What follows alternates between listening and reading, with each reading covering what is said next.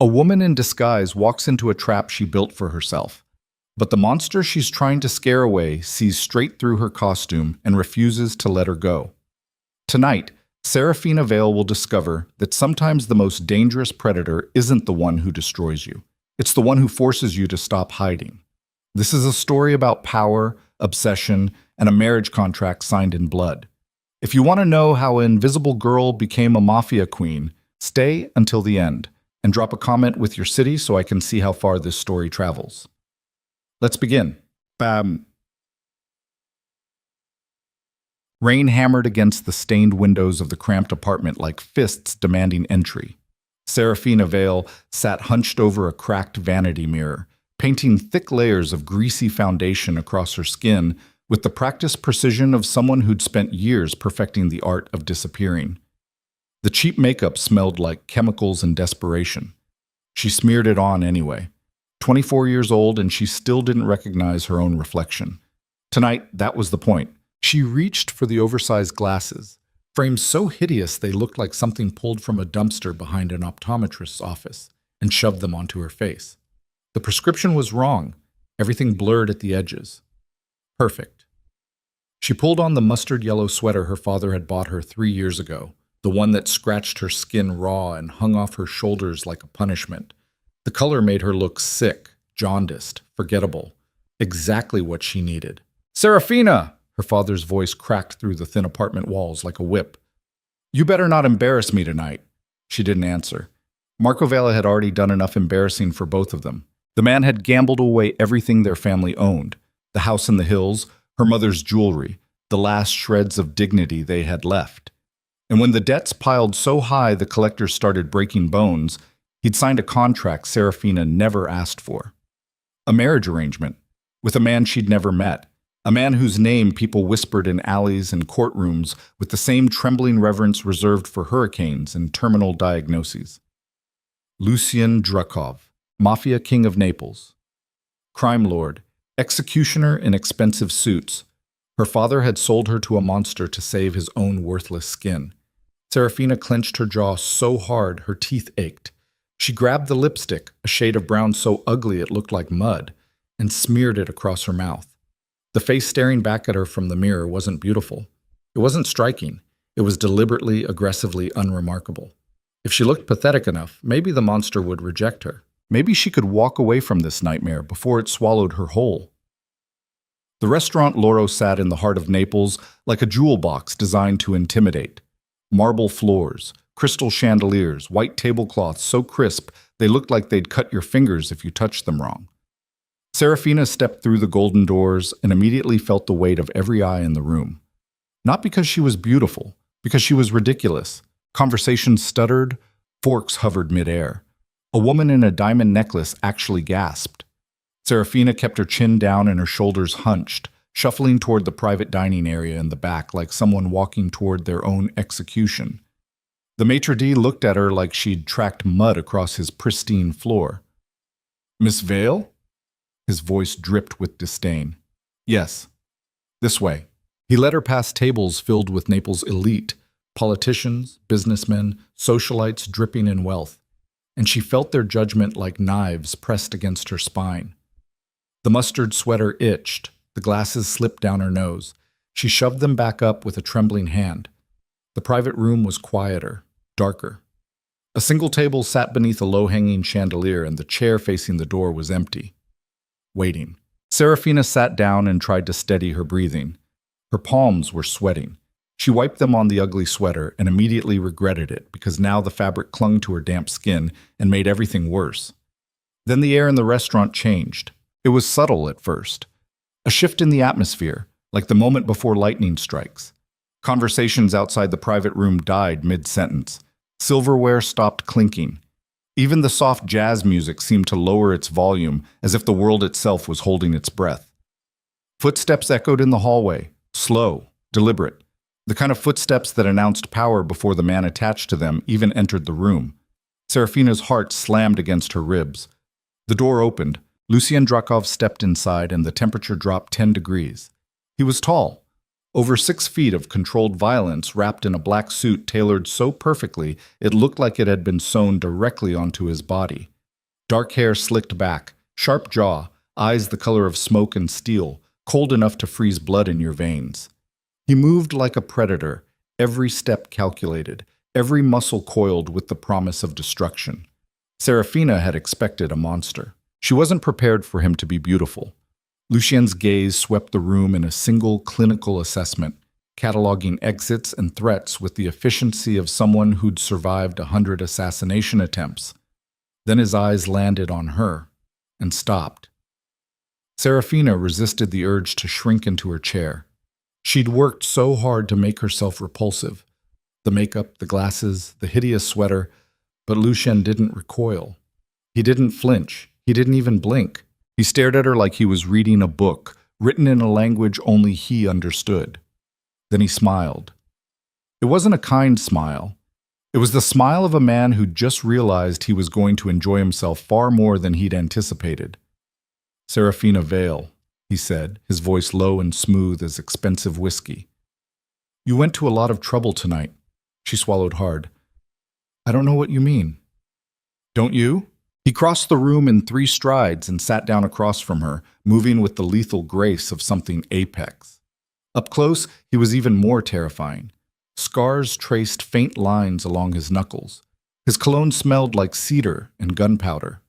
When he leaned forward, the chandelier light caught the edge of a shoulder holster hidden beneath his jacket.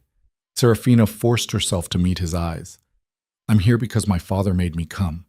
I didn't ask for this." "Neither did I," Lucien said calmly. "But here we are." She clenched her fist beneath the table. "Then let's make this easy. You don't want me. I don't want you. We can both walk away and pretend this never happened."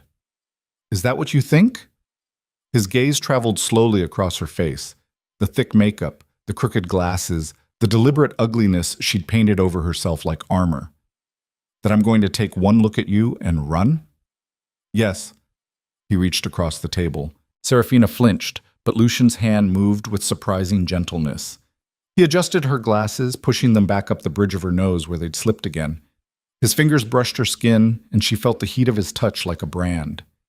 "You worked hard to hide yourself," he murmured, his voice dangerously soft. "Little rebel." Her breath caught. "I'm not hiding anything." "Liar!" The word cracked through the air like a gunshot. Lucien leaned back in his chair, studying her with the intensity of a jeweler examining a diamond pulled from mud. "The foundation is 2 shades too dark for your skin. The glasses are fake. No prescription distortion when I look through them. And that sweater," his mouth curved into something cruel and amused. "You're drowning in it on purpose." Serafina's pulse hammered in her throat. "Maybe I just have bad taste." "No." Lucien's smile widened. "You have excellent taste. That's why you're trying so hard to bury it." He snapped his fingers. A waiter appeared instantly, moving with the nervous energy of someone who knew exactly who he was serving. Lucien didn't even glance at the menu. "Espresso, double shot, 1 sugar, no milk." The waiter scurried away. Serafina stared. "How did you know how you take your coffee?" Lucien tilted his head. "I make it my business to know everything about the people who matter to me." "I don't matter to you. You don't even know me." "Not yet." His eyes glittered with something dark and possessive. "But I will." The waiter returned with the espresso and set it in front of Serafina with trembling hands. She stared at the cup. It was exactly how she liked it. Exactly. Down to the single sugar cube balanced on the saucer. Her stomach twisted. "Drink," Lucien ordered softly. She didn't move. "Are you afraid I poisoned it?" "No." Serafina lifted her chin. "I'm afraid you're insane." Lucien laughed, a low, genuine sound that somehow made him even more terrifying. "You're not the first person to think that, but you're the first one brave enough to say it to my face." He leaned forward again, elbows on the table, close enough that she could see the flecks of silver in his gray eyes, close enough to count the faint scars along his jaw. "Let me tell you what's going to happen, Serafina," he said, his voice dropping to a whisper that felt like a blade pressed against her throat. "You're going to stop pretending you're something you're not. You're going to take off that ugly makeup and those ridiculous glasses. You're going to step out of the shadows you've been hiding in for God knows how long. And if I refuse, you won't. You're very confident for someone who just met me. I'm confident because I see what you don't." Lucienne reached out and traced one finger along the edge of her jaw, so lightly it barely registered as touch. "Diamonds still shine in the dark, little rebel, even when you bury them in mud." Serafina jerked back like she'd been burned. "Don't touch me." "You're going to be my wife," Lucian said calmly. "I'll touch you whenever I want."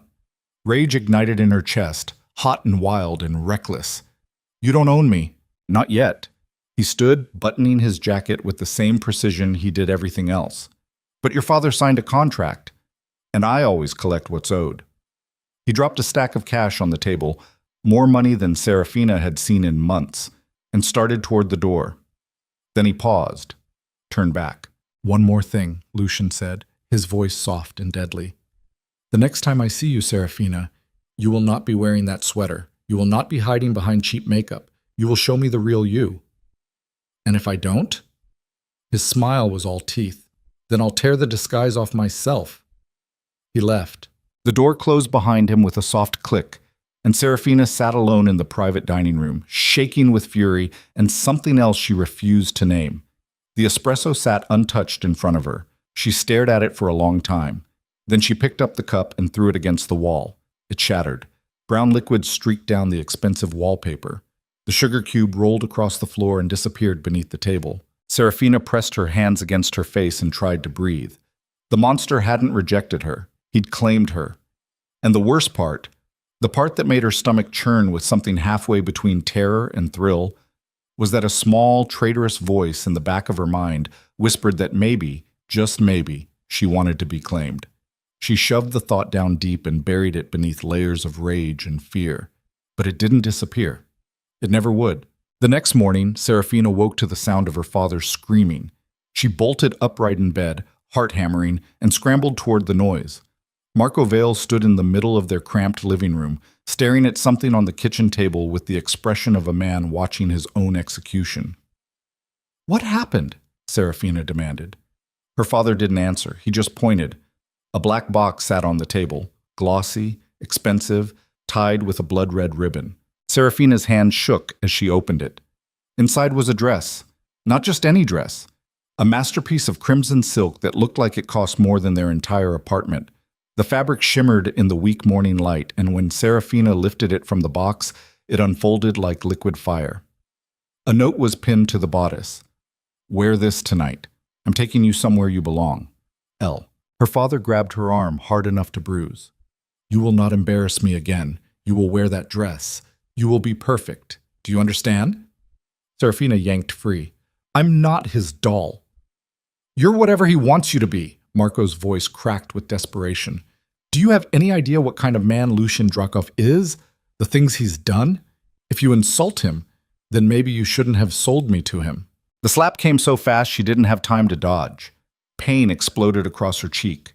She staggered back, hand pressed to her face, tasting blood where her teeth had cut the inside of her mouth. Her father was breathing hard, his face red with fury and fear. "You will obey, or I will make you obey." Serafina stared at him, really stared.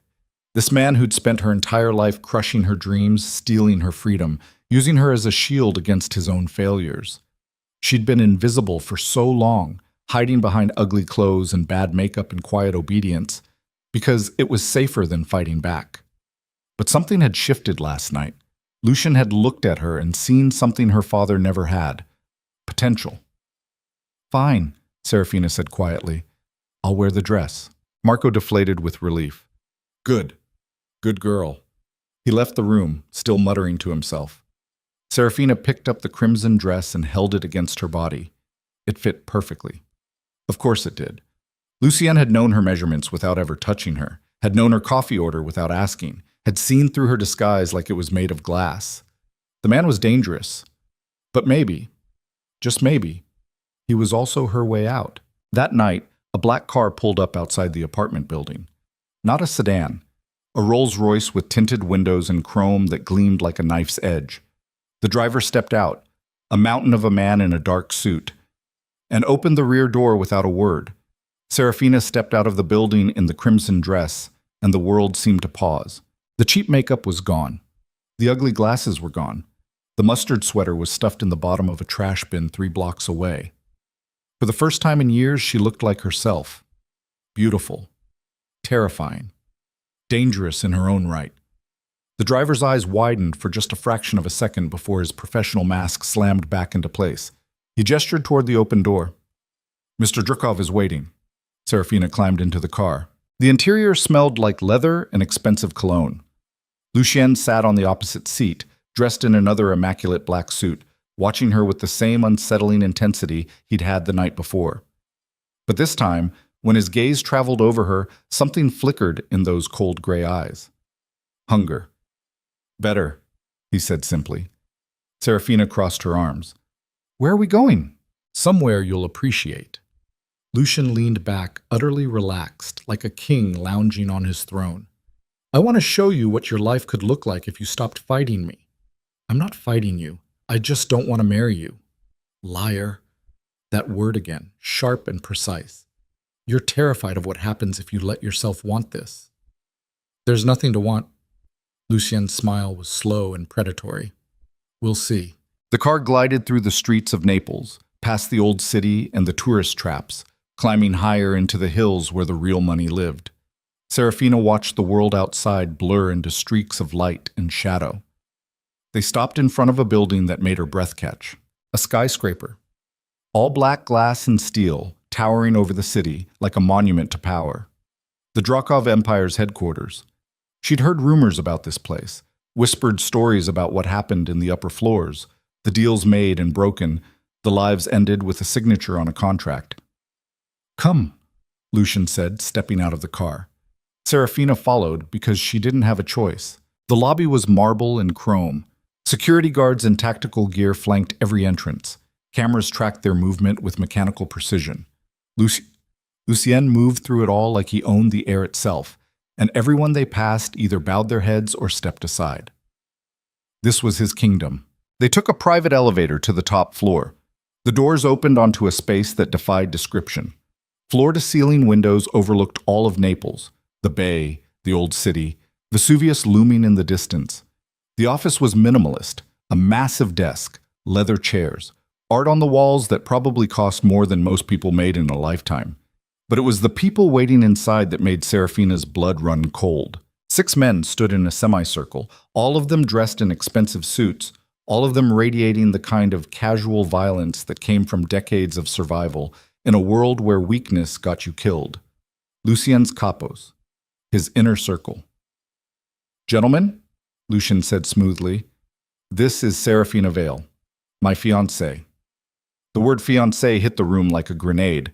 One of the men, older, with gray hair and a scar bisecting his left eyebrow, laughed outright. "This is the girl? The one you're marrying?" "Yes, Vittorio." Lucien's voice didn't change, but the temperature in the room dropped. "Is there a problem?" "Vittorio Russo." Serafina recognized the name from whispered conversations. Old guard, loyal to Lucien's father, suspicious of anyone new. Vittorio gestured at Serafina like she was a piece of furniture. "She's a decoration. What's she going to do, sit there and look pretty while we discuss business?" The other men chuckled. Serafina's hands clenched into fists. Lucien pulled out a chair at the head of the conference table. "Sit." She sat. Vittorio sneered. "Adorable." "Proceed," Lucien said, settling into his own chair. "What's the status of the shipment?" One of the younger capos, slick hair, nervous energy, cleared his throat. "The artifacts arrived this morning, 20 crates, everything from the museum job in Rome. And the buyer? Still negotiating, but we're looking at scrapping most of it. Easier to melt down and sell the materials." Serafina's head snapped up. "You're going to melt them down?" Every eye in the room turned to her. Vittorio's sneer widened. "Did someone ask for your opinion, sweetheart?" "No." Serafina stood, her heart pounding. "But I'm giving it anyway." Lucien leaned back in his chair, a faint smile playing at the corners of his mouth. "I'm listening." She took a breath. This was insane.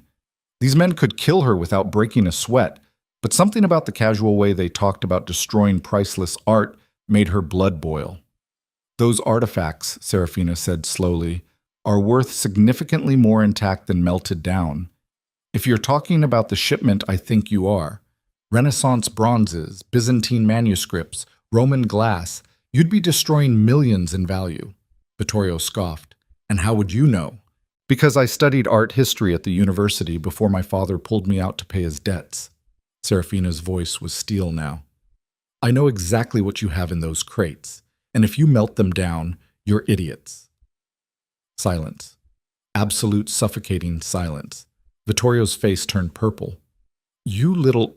Vittorio. Lucien's voice cut through the room like a knife. Let her finish. Serafina met his eyes, gray and unreadable, watching her like she was the most interesting thing he'd seen in years. She turned to the slick-haired capo. Where are the crates now? Warehouse district? Why? Take me there.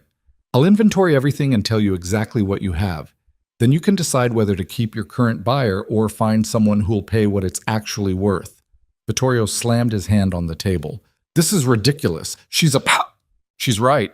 Lucien stood buttoning his jacket. Gentlemen, we're going to the warehouse. Now. The capos exchanged glances.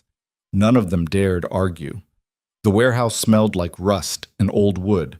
Crates were stacked floor to ceiling, each one marked with coded labels. Serafina walked between them with growing excitement, her fear temporarily forgotten in the face of something she actually understood. She pried open the first crate and pulled out a bronze statue. A Roman soldier, perfectly preserved, the patina rich and untouched. 4th century, she breathed. Museum quality, worth at least $200,000 on the black market, maybe more to the right collector. She moved to the next crate. Byzantine manuscripts. The next, glass vessels so delicate they looked like they'd shatter if you breathed on them.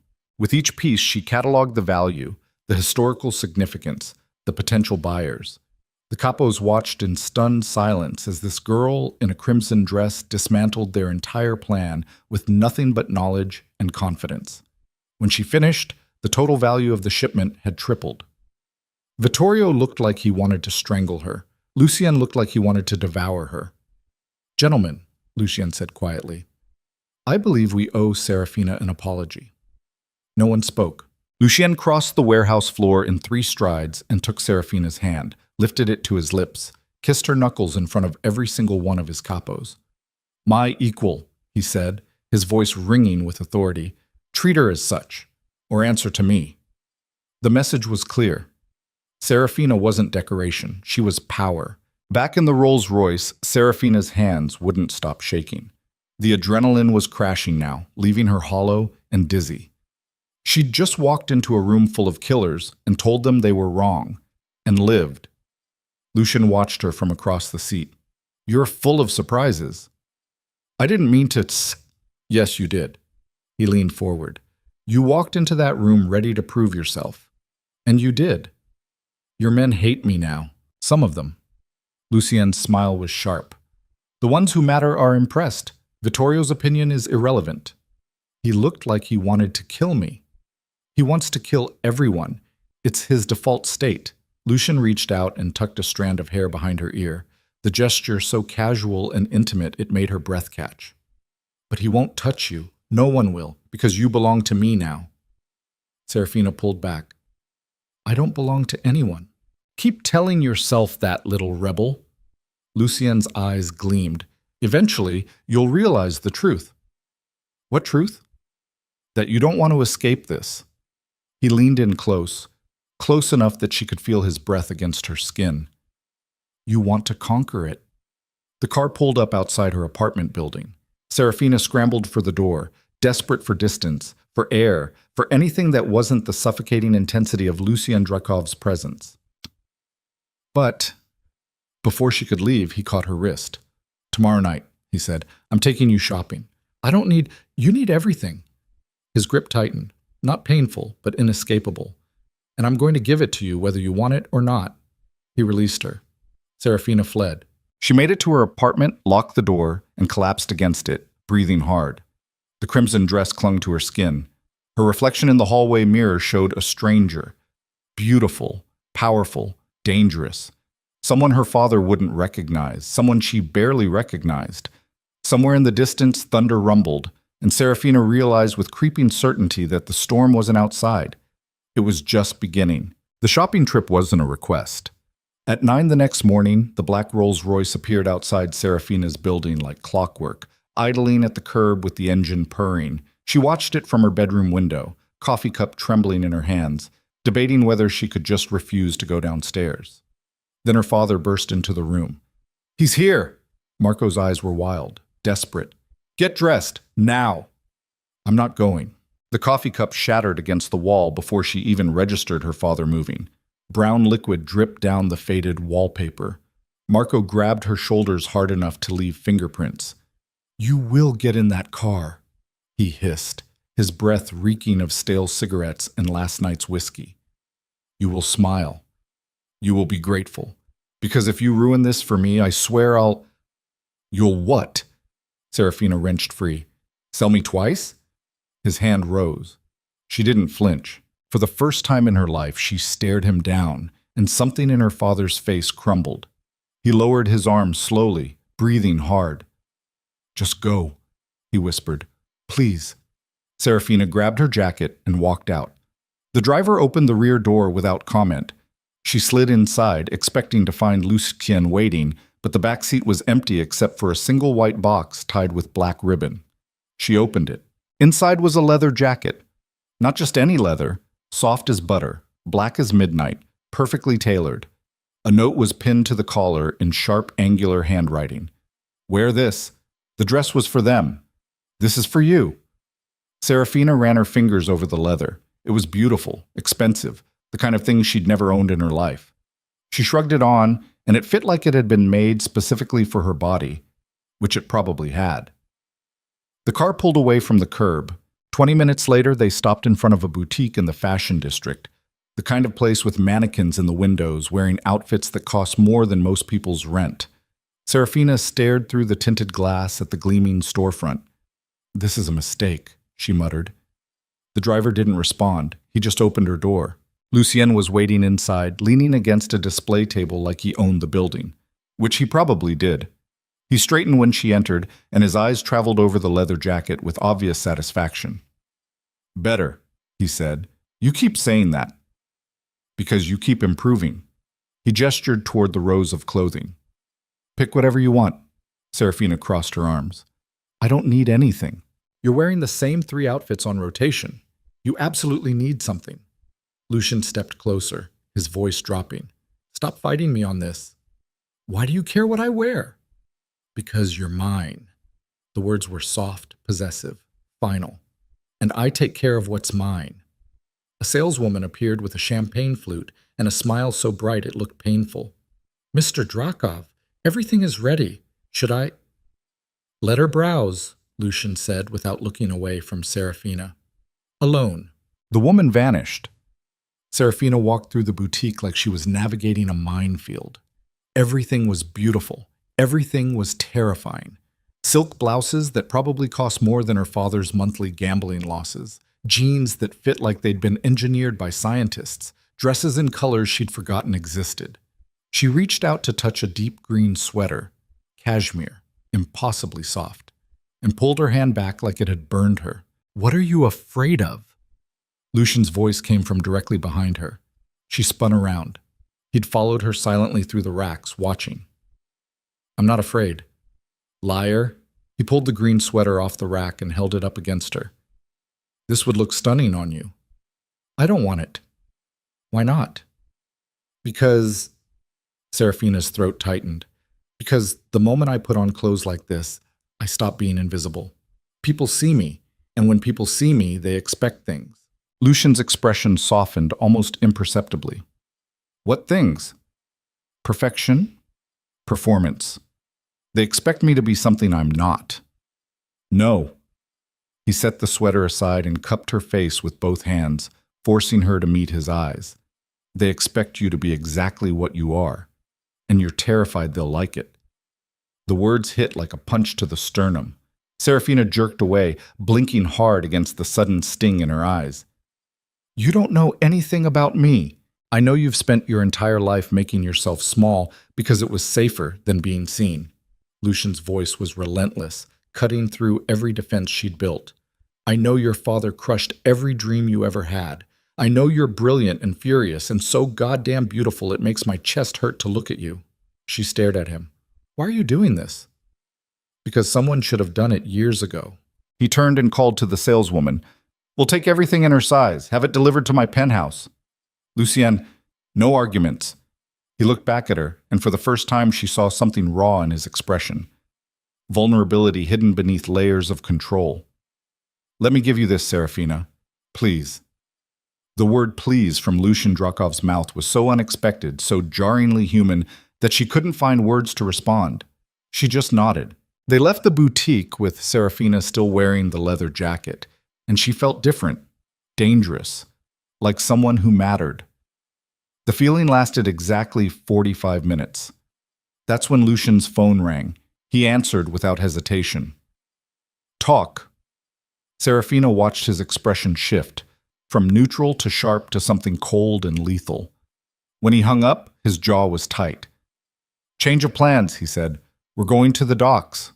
Why? Because someone just tried to kill one of my shipments. His eyes were ice. And I need to find out who. The shipping docks sprawled across the industrial waterfront like a graveyard of steel. Containers stacked 3 stories high, rusted and graffitied, cast long shadows in the afternoon sun. Lucien's car pulled into a warehouse complex surrounded by chain-link fence and armed guards. Serafina climbed out behind him, and the air tasted like salt and diesel. Stay close, Lucian ordered. She did. Inside the main warehouse, chaos. Men shouted in Italian, moving crates and checking inventory. Lucien walked straight to the center where 3 of his capos stood around a shipping container with its doors torn open. Vittorio Russo saw them coming and sneered. Brought your decorator to a crime scene? Lucien ignored him. Status, one of the younger capo, the same slick-haired man from the meeting, gestured at the container. Someone sabotaged the hydraulics. When we opened it, half the shipment was crushed. We lost $2 million in product. Who knew the route? Only inner circle, which means... The capo hesitated. Which means we have a leak, Lucien finished. His voice was calm, but Serafina could see the violence simmering beneath the surface. Find them. Vittorio stepped forward. I'll handle the interrogations. No. Lucien turned to Serafina. She will. Every head in the warehouse swiveled toward her. Serafina's stomach dropped. What? You have a sharp eye, Lucien said. You notice things other people miss. Walk through the container. Tell me what doesn't belong. I'm not a detective. You're whatever I need you to be. His eyes locked onto hers. Do this. It wasn't a request. Serafina stepped into the container on shaking legs. The interior was a disaster. Crushed crates, broken glass, twisted metal. But as she moved deeper into the wreckage, something caught her eye. A tool. Hydraulic wrench. Standard issue. Except it had a marking on the handle. Small. Almost invisible. A serial number. She picked it up carefully and walked back out. This was left behind. Lucien took the wrench, examined it. Track the serial, now. The slick-haired capo pulled out his phone, fingers flying. 30 seconds later, his face went pale. It's registered to Alessandro Conti. The name dropped into the warehouse like a grenade. Alessandro Conti, one of Lucien's mid-level capos. Ambitious, ruthless, always angling for more power. Vittorio's face twisted with rage.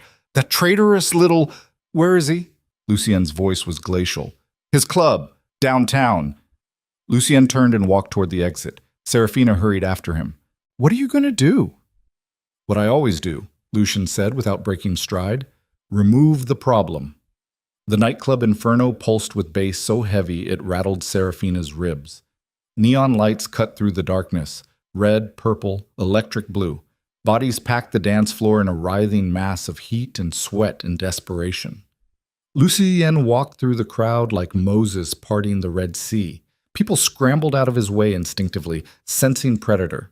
Alessandro Conti sat in the VIP section on the second floor, surrounded by women and expensive bottles, laughing. He was young, maybe 30, handsome in a slick, dangerous way. Gold watch, designer suit, the kind of man who thought he was untouchable. He saw Lucien and went pale. "Boss?" Alessandro stood quickly, forcing a smile. "What brings you—" Lucien punched him in the throat. Conti went down choking, hands clutching his crushed windpipe. The women scattered with shrieks. Lucien dragged him up by the collar and slammed him against the VIP table hard enough to crack the wood. "You sabotaged my shipment," Lucien said conversationally. "I don't know what—" Lucien drove his knee into Conti's ribs. Bone cracked. Conti screamed. Serafina stood frozen at the edge of the VIP section, watching. She should have been horrified, terrified, but something dark and primal in her chest whispered good. This man had tried to hurt Lucien, and Lucien was hers. The thought shocked her so badly she almost missed what happened next. Conti gasped out words between broken breaths. "Wasn't me. I was paid. Russians. They wanted you distracted." Lucien went very still. "Distracted from what?" "I don't know, I swear. You're lying." Lucien reached into his jacket. Serafina moved without thinking. She stepped forward, put her hand on Lucien's arm. "Wait." Every eye in the VIP section turned to her. Lucien's hand was wrapped around a gun. She could feel the cold metal through his jacket, feel the tension in his muscles, coiled and ready to kill. "Let me talk to him," Serafina said quietly. "Why?" "Because you're too angry, and angry people make mistakes." Lucien stared at her for a long, dangerous moment. Then he stepped back. Serafina crouched down so she was eye level with Alessandro Conti. Blood dripped from his mouth. His ribs were definitely broken, but his eyes were sharp with calculation. "You're working with the Russians," she said calmly. "But you're not loyal to them. You're loyal to yourself." Conti tried to laugh. It came out as a wheeze. "So here's what's going to happen," Serafina continued. "You're going to tell us everything they told you, every detail, every plan, and in exchange, Lucien lets you walk out of here alive. And if I don't," Serafina leaned in close, "then I'll quote Dante to you while he puts bullets in your kneecaps. Abandon all hope, ye who enter here. The inferno. Fitting, don't you think?" Conti's face went gray. He talked. The Russians were planning a hostile takeover, 3 major syndicates working together. They'd been sabotaging Lucien's operations for months, slow, methodical, designed to look like bad luck. The crushed shipment was just the latest move. The real strike was coming in 72 hours, a coordinated attack on Lucien's financial assets, his legitimate businesses, his political connections, everything that kept the Drukov empire standing. When Conti finished talking, Lucien pulled out his phone and made 3 calls. By the time he hung up, countermeasures were already in motion. He looked down at Conti. "You have 10 seconds to disappear. If I ever see you in Naples again, I'll kill you slowly." Conti scrambled to his feet and ran. Lucien turned to Serafina. "That was either very smart or very stupid. Which do you think?" "I haven't decided yet." He holstered his gun and took her hand. "Come on, we're leaving." They made it halfway to the exit before the explosion tore through the back wall. The blast wave hit like a physical force. Serafina went flying, ears ringing, vision whiting out. She hit the floor hard and tasted blood. Screams erupted around her. Smoke poured through the club in choking clouds. Someone grabbed her arm. Lucien. His face was cut and bleeding, but his grip was iron. He hauled her to her feet and dragged her toward the emergency exit. Behind them, the building groaned. Fire licked up the walls. They burst out into the alley just as the ceiling collapsed. Serafina couldn't hear anything except ringing. Her lungs burned. Lucien shoved her against the brick wall, checking her for injuries with hands that shook almost imperceptibly. "You're bleeding," she managed to say. "So are you." His driver appeared with the car, tires screeching. They piled into the back seat as gunfire erupted from somewhere down the alley. The Rolls-Royce peeled out, bulletproof windows absorbing impacts with dull thuds. Serafina pressed her hands to her ears, trying to stop the ringing. Lucien pulled her against his chest, one arm wrapped around her shoulders, the other hand still gripping his gun. "They tried to kill us," she whispered. "They failed." His voice was raw. "They'll regret it." The car took them to Lucien's penthouse. Serafina had never seen it before. A fortress of glass and steel perched 50 floors above Naples, the entire city spread out below like a kingdom waiting to be conquered. Lucien led her inside, through the main living area with its minimalist furniture and floor-to-ceiling windows, down a hallway to a bedroom bigger than her entire apartment. "Sit," he ordered, pointing at the bed. She sat. He disappeared into the bathroom and returned with a first aid kit. Then he crouched in front of her and started cleaning the cuts on her face with antiseptic that stung like fire. Serafina hissed, "Hold still. You're not exactly gentle. I'm keeping you alive. Gentle is optional." But his touch was careful, methodical. When he finished with her face, he moved to her hands, picking glass fragments out of her palms with tweezers. Serafina watched him work. This close, she could see the scars on his knuckles, the faint white line along his jaw, the way his hands never quite stopped shaking. "You're scared," she said. Lucien's eyes snapped to hers. "I'm never scared." "Liar." The corner of his mouth twitched, almost a smile. "You could have died tonight." "So could you." "I'm used to it." He set down the tweezers and cupped her face, thumb tracing the cut above her eyebrow. "You're not." "Maybe I need to get used to it," Serafina said, "if I'm going to survive in your world." "You're not staying in my world." She blinked. "What?" Lucien stood abruptly, pacing to the window. His silhouette was backlit by the city lights, all sharp angles and coiled tension. "This was a mistake. I thought I could protect you. I thought—" He broke off, jaw clenched. "I was wrong." "Lucien, tomorrow I'm putting you on a plane, out of Italy, somewhere safe. I'll pay off your father's debts and dissolve the contract. You'll be free." Serafina stood, legs shaking. "I don't want to leave." "You don't have a choice." "Yes, I do." She crossed the room until she was standing directly in front of him. "You don't get to make this decision for me." "I'm trying to save your life." "I didn't ask you to." The words ripped out of her, raw and furious. "I didn't ask for any of this. But you forced your way in. You made me stop hiding. You made me feel like I mattered." Her voice cracked. "You don't get to just throw me away now because it's inconvenient." Lucien stared at her, breathing hard. "You have no idea what you're asking for." "Then show me." The air between them crackled with electricity. Dangerous, inevitable. Lucien's control shattered. He kissed her. It wasn't gentle. It was desperate and violent and raw, all the fear and fury of the night channeled into something combustible. Serafina kissed him back just as fiercely, hands fisting in his shirt, every carefully constructed wall between them crumbling to dust. When they finally broke apart, both breathing ragged, Lucien pressed his forehead to hers. "This is a mistake," he whispered. "Probably." Serafina's hands were still tangled in his shirt. "But I'm not leaving." "You're insane." "You made me this way." He laughed, broken, helpless. "Yeah, I did." The penthouse phone rang. Lucien answered, his expression shifting from vulnerable to lethal in seconds. He listened. Hung up. "What?" Serafina asked. "Vittorio just called an emergency meeting, all capos. Now." His eyes were flat, cold.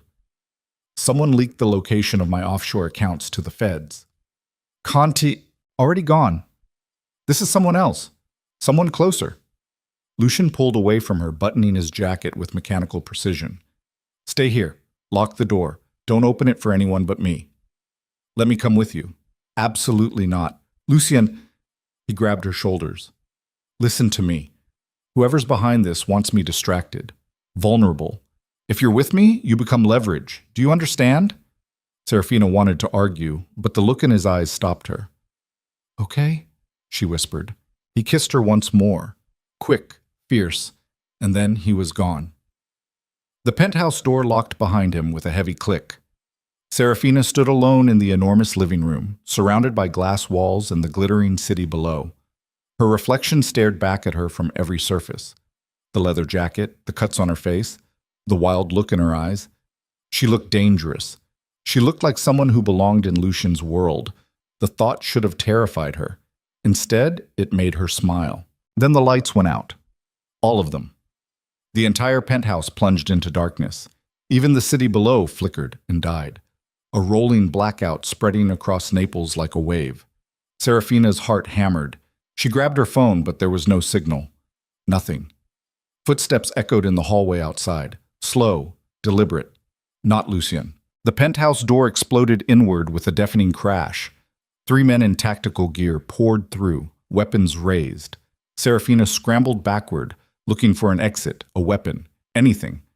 One of the men leveled a gun at her chest. "Serafina Vale," he said in accented English. Russian. "You're coming with us." "Like hell I am." She grabbed a heavy crystal vase from the side table and hurled it at his head. It connected with a satisfying crunch. The man went down screaming. The other 2 charged.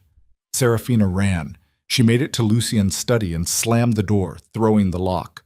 Her hands shook as she searched frantically for anything she could use. The desk drawers were locked. The walls were bare except a safe, hidden behind a painting.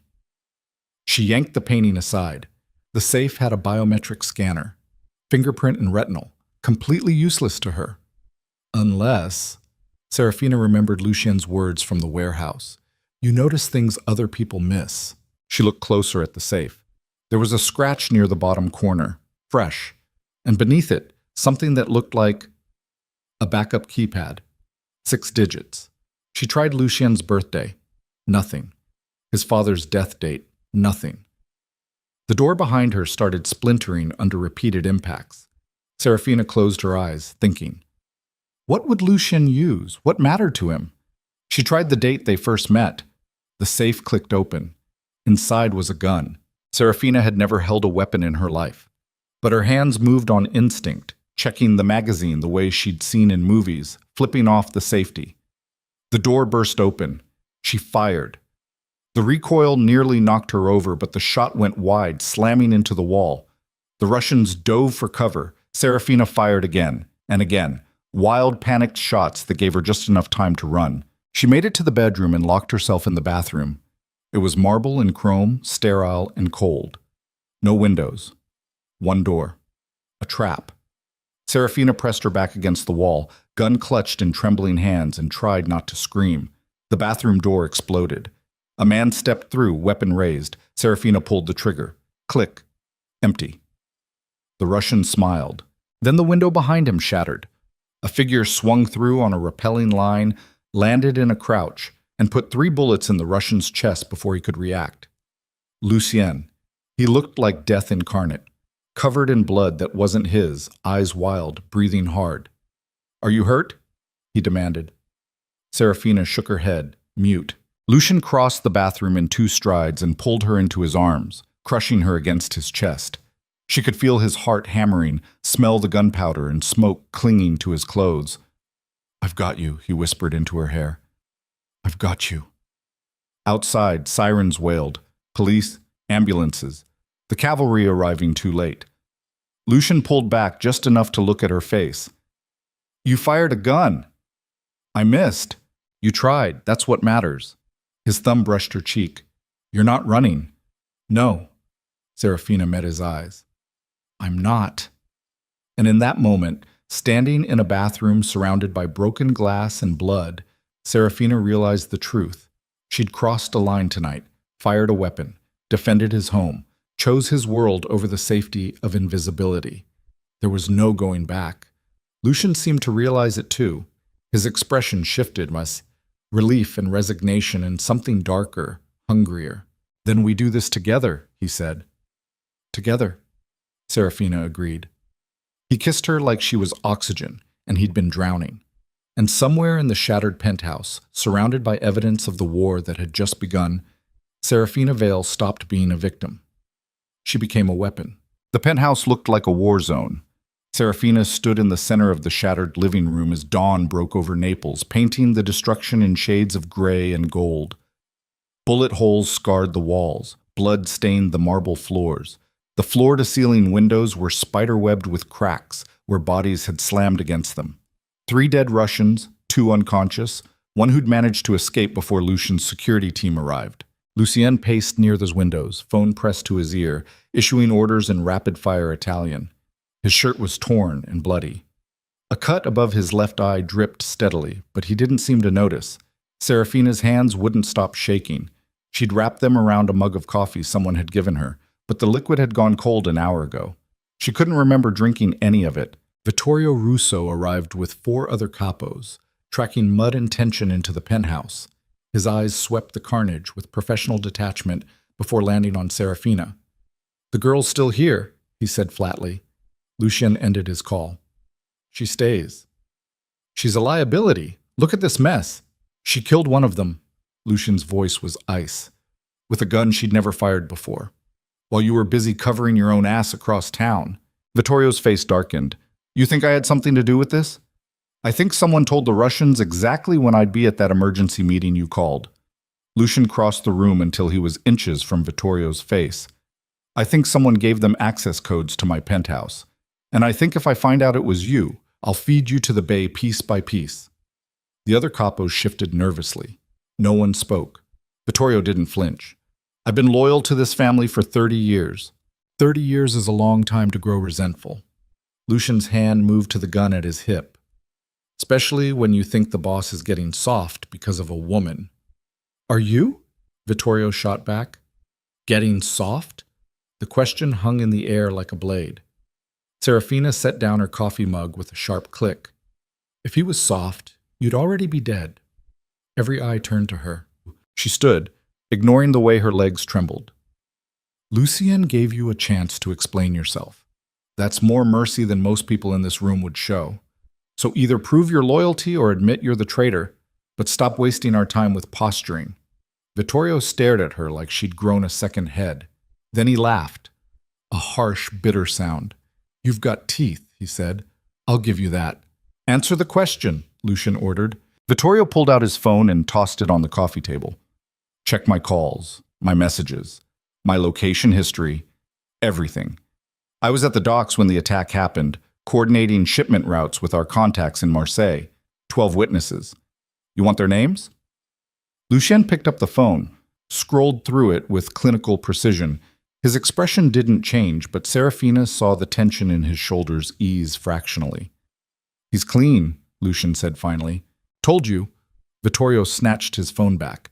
"The leak's coming from somewhere else." One of the younger capos, the slick-haired man Serafina recognized from the warehouse, cleared his throat. "Boss, we swept the penthouse. Found tracking devices in 3 rooms, military grade. Someone's been watching you for weeks." Lucien's jaw clenched. "Where?" "Bedroom, office, and—" The capo hesitated. "The studio." Serafina's breath caught. The studio. The private art space Lucien had built for her. The one place in this entire fortress that was supposed to be sacred. Someone had violated it. "Show me," Lucien said quietly. They followed the capo down the hallway to a door Serafina hadn't noticed before. Lucien pressed his palm to a biometric scanner and the lock clicked open. The studio took her breath away. Natural light poured through skylights.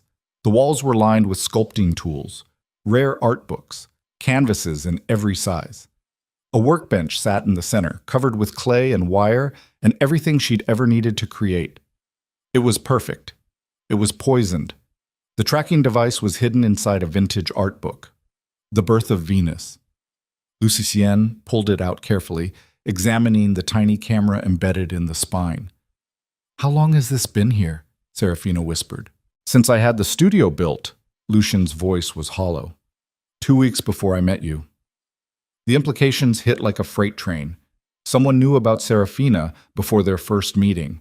Someone had planned this entire thing, the marriage contract, the courtship, the threats, all of it orchestrated. "Who knew you were building this room?" Vittorio demanded. "Only my private contractor." Lucien crushed the device in his fist. "Marco Bellini. He's designed every safe house I own." "Where is he now?" "Dead." Lucien dropped the pieces on the floor. "Car accident 3 days ago. Brake failure." The room went silent. Serafina's mind raced. A contractor who knew all of Lucien's properties. who'd been killed right before the Russians attacked, who could have leaked everything to... It's not just the Russians, she said slowly. Everyone looked at her. Think about it. Serafina's voice gained strength. The sabotaged shipment, the offshore accounts leaked to the feds, the attack on the penthouse. These aren't isolated incidents. They're coordinated, professional. Someone's been dismantling your empire piece by piece, and they're using the Russians as a smokescreen. Lucian's eyes narrowed. Who? Someone close enough to know your routines, your properties, your vulnerabilities. Serafina met his gaze. Someone inside your inner circle. Vittorio swore viciously. If there's a snake in this organization, there is. Lucian's voice was deadly calm. And we're going to find them. He turned to the slick-haired capo. Pull every communication from the last 6 months. Phone records, emails, bank transfers. Anyone in the inner circle who's had contact with Russian syndicates or offshore accounts. I want names by tonight. The capo nodded and fled. Lucien looked at Vittorio. Double security on all properties. No one moves without a detail. No one meets anyone outside the organization without my approval. Done. And Vittorio? Lucien's expression was granite. If I find out you're lying to me, I'll make sure your death takes days. Vittorio didn't even blink. Understood, boss. He left with the remaining capos. Serafina and Lucian stood alone in the ruined studio, surrounded by beauty that had been turned into a trap. I'm sorry, Lucian said quietly. For what? For bringing you into this. For thinking I could give you something pure when everything I touch turns to blood. He wouldn't look at her. You should leave, while you still can. Serafina walked to the workbench and picked up a lump of clay. It was cool and dense in her hands. She'd forgotten what it felt like to create, to make something from nothing. When I was 12, she said, not looking at him, my mother took me to a museum in Rome. We spent the entire day walking through galleries. She let me sketch everything, told me I could be anything I wanted. She squeezed the clay until it oozed between her fingers. She died 6 months later, cancer, and my father burned every sketchbook I owned because he said art was a waste of time.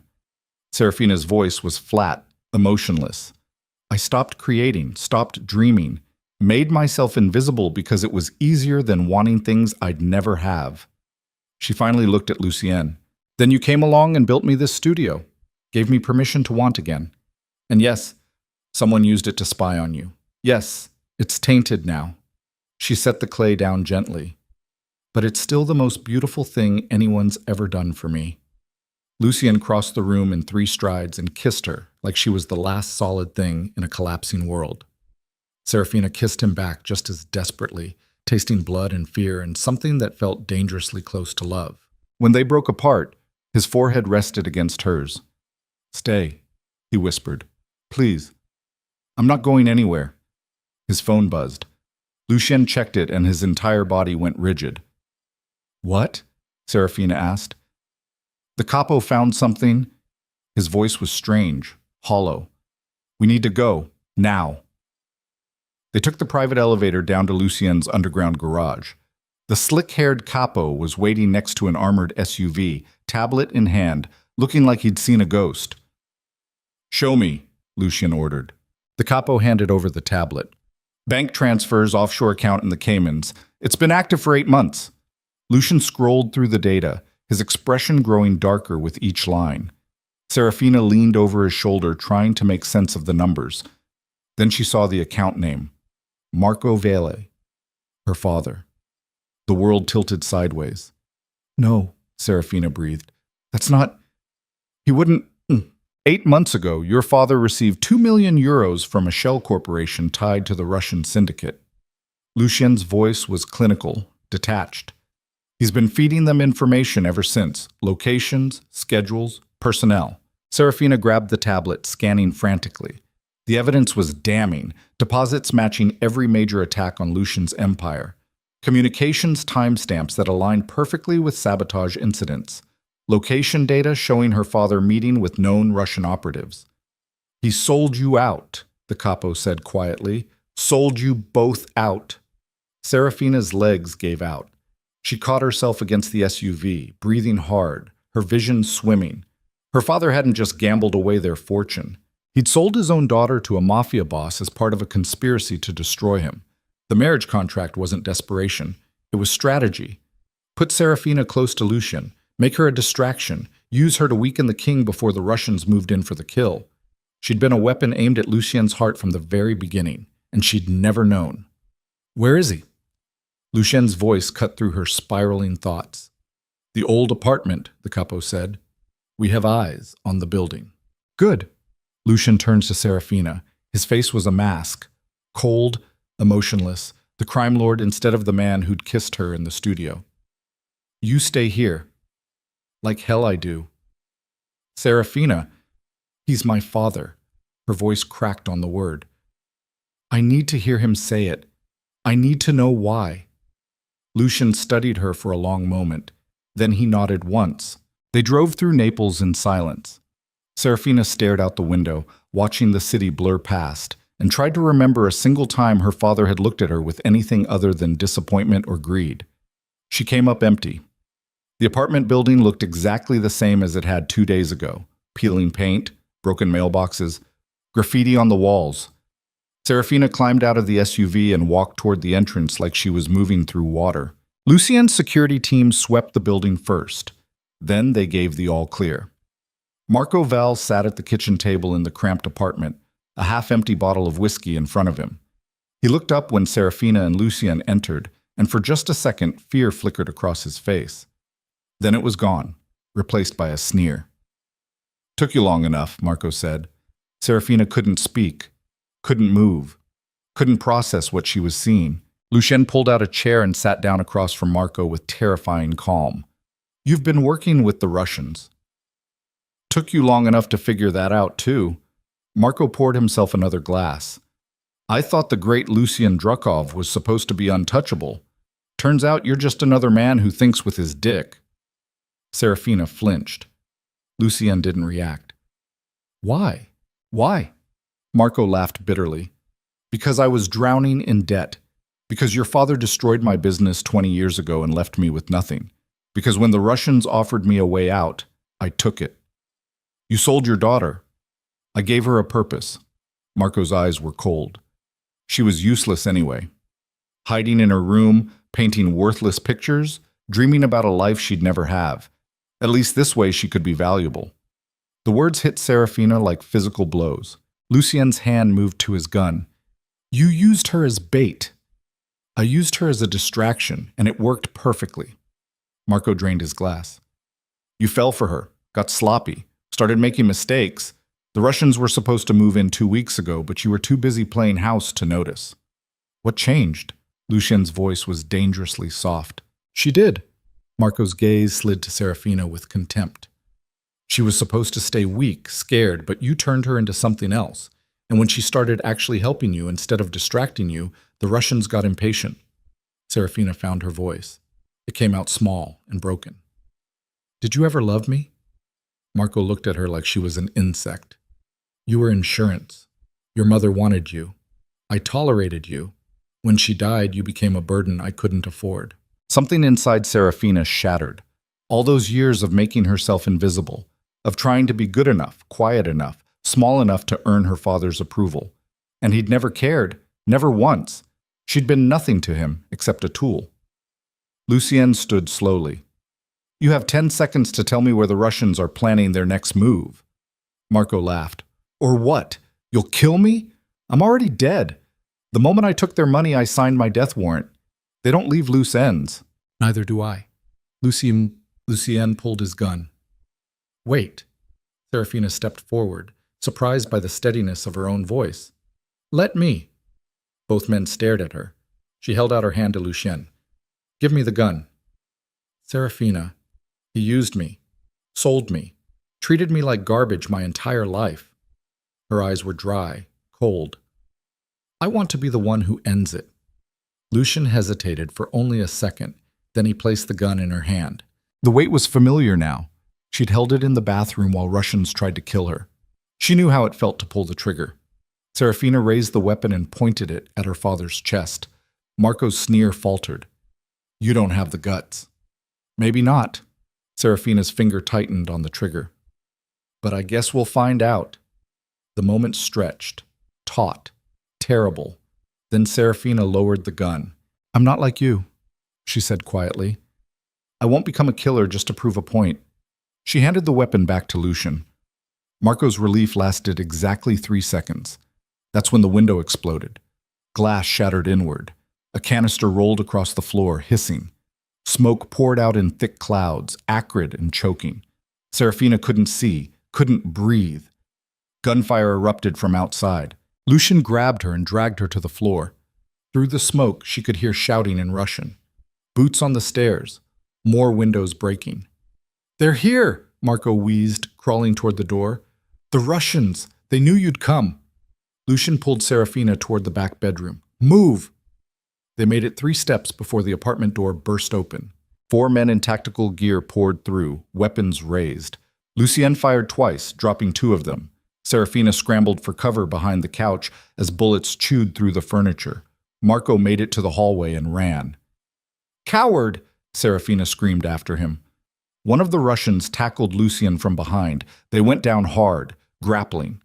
Lucien drove his elbow into the man's throat and grabbed his weapon, but the second Russian was already aiming.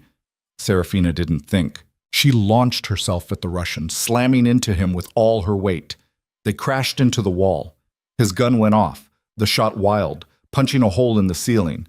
Serafina clawed at his face, desperate and feral. He backhanded her hard enough to split her lip. She tasted blood, vision blurring. The Russian raised his gun again. Lucian put 3 bullets in his back. The man dropped.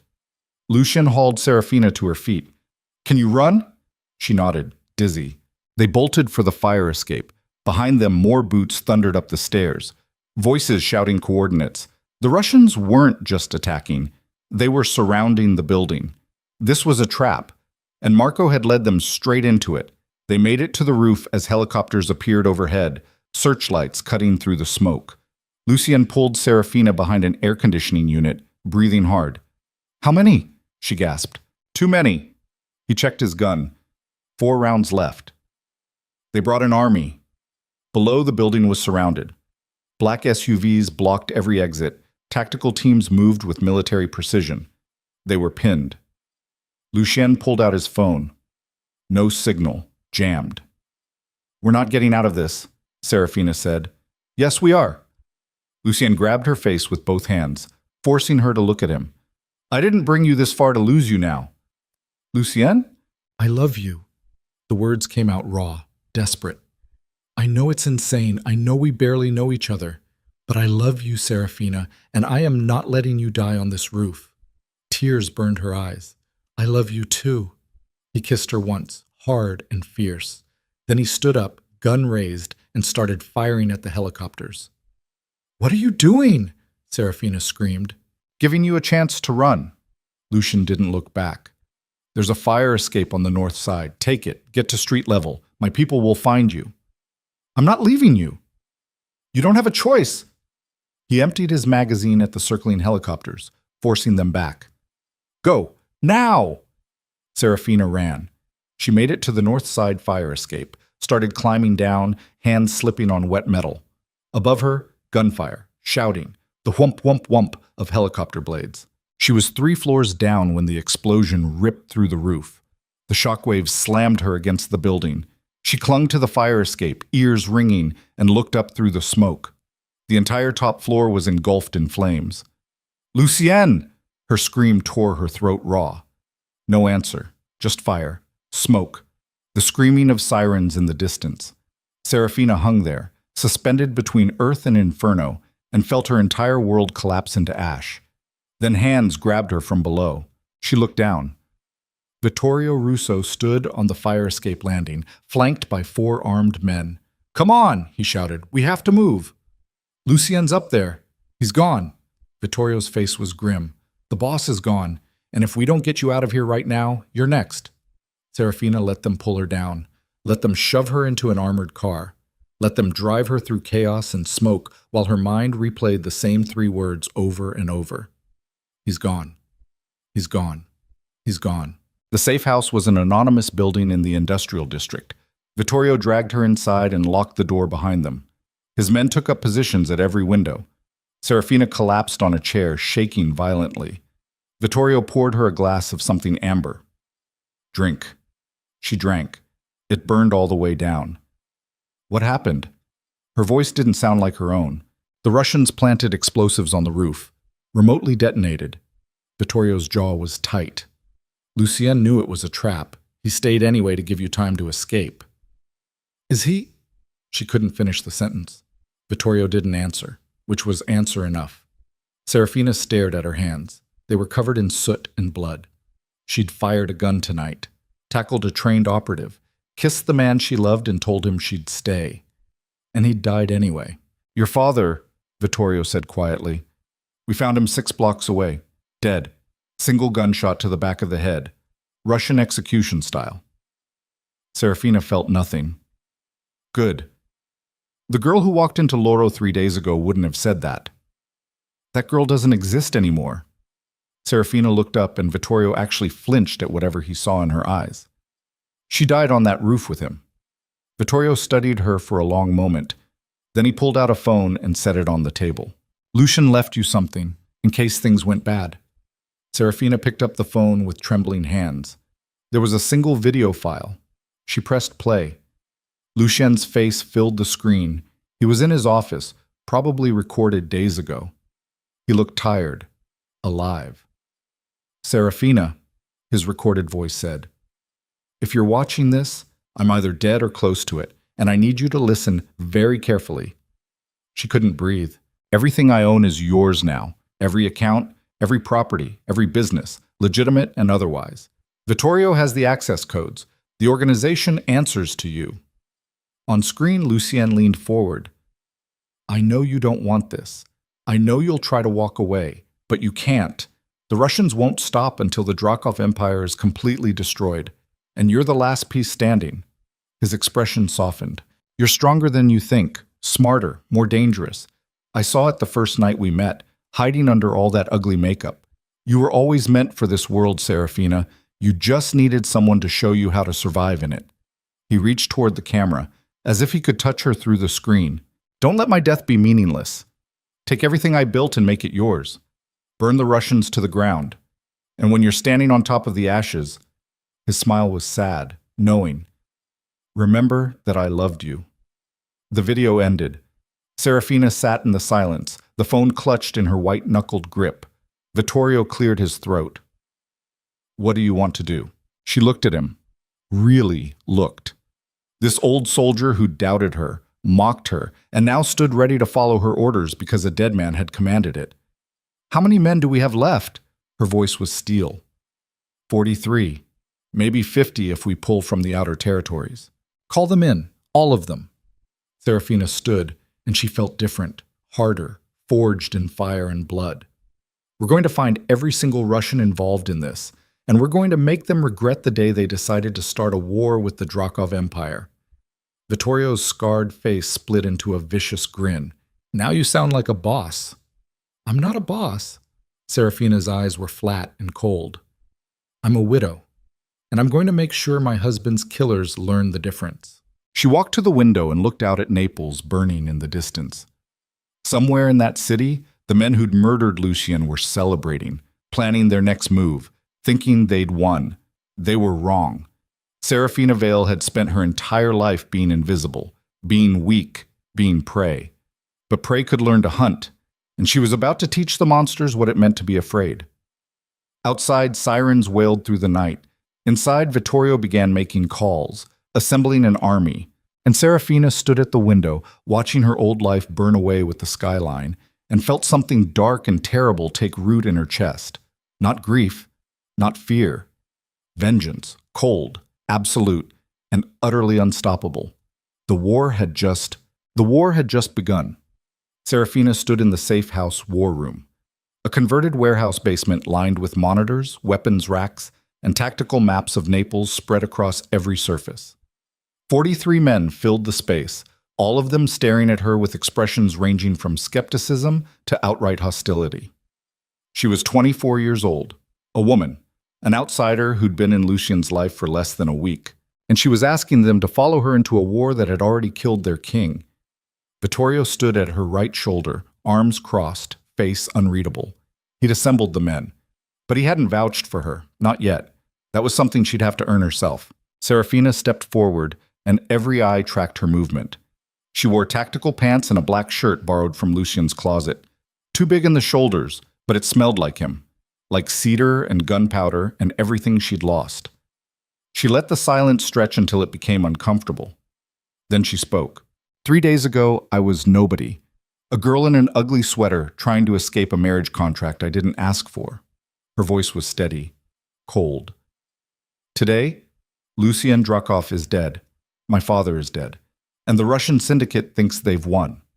She grabbed a tactical knife from the weapons table and drove it into the map, pinning a location in the warehouse district. They're wrong! A murmur rippled through the crowd. The Russians have been dismantling this organization for 8 months, Serafina continued. They used my father as an inside source. They sabotaged shipments, leaked intelligence, and finally, they killed your boss on a rooftop while celebrating their victory. She pulled out the tablet with her father's bank records and threw it onto the table hard enough to crack the screen. Here's every transaction, every communication, every piece of evidence that proves they're not untouchable. She met the eyes of the nearest soldier. They made one mistake. They left me alive, and now I'm going to use everything Lucien taught me to burn their empire to ash. Silence. Then one of the older capos, a man with graying hair and a scar across his throat, laughed outright. You're a child playing dress-up, he sneered. What do you know about war? Serafina walked straight up to him. She was a full foot shorter, but she didn't flinch. I know the Russians are meeting tonight at the Rostov import warehouse to celebrate Lucien's death, she said quietly. I know their inner circle will be there. Dmitry Volkov, Anton Sokolov, and Mikhail Petrov, the 3 men who orchestrated everything. The capo's sneer faltered. I know they think we're broken, scattered, too weak to retaliate. Serafina's voice dropped to a whisper that somehow carried through the entire room. And I know that if we hit them tonight, hard, fast, and without mercy, we can cut the head off this organization before they consolidate power. She stepped back, addressing the whole room again. Lucien left me everything. His accounts, his properties, his legacy. But I don't want any of it if the people who killed him get to walk away. Her hands clenched into fists. So I'm asking you to choose.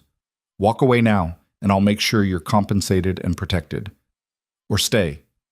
Help me finish this war, and when we're standing on top of their graves, you'll know you avenged the man who built this empire. The room erupted in noise. Men arguing, shouting, debating. Some headed for the door immediately. Others stayed rooted in place, torn. Vittorio raised a hand, and the noise died. I've served the Drakov family for 30 years, he said, his gravelly voice cutting through the tension. Watched Lucien grow from a boy into the most dangerous man in Naples. And in all that time, I never saw him look at anyone the way he looked at her. He turned to face Serafina. You're untested, you're young, you have no idea what you're asking these men to do. Vittorio's scarred face was unreadable. But Lucien trusted you, and he was never wrong about people. He pulled his gun, checked the magazine, and slammed it back into place. So let's go kill some Russians. The room exploded with energy. Men who'd been edging toward the door turned back. Weapons were grabbed from racks, tactical gear distributed. Within minutes, the skepticism transformed into something sharp and lethal. Purpose. Serafina exhaled slowly, feeling her heart hammering against her ribs. She'd done it, convinced them. Now she just had to keep them alive. Vittorio pulled her aside while the men geared up.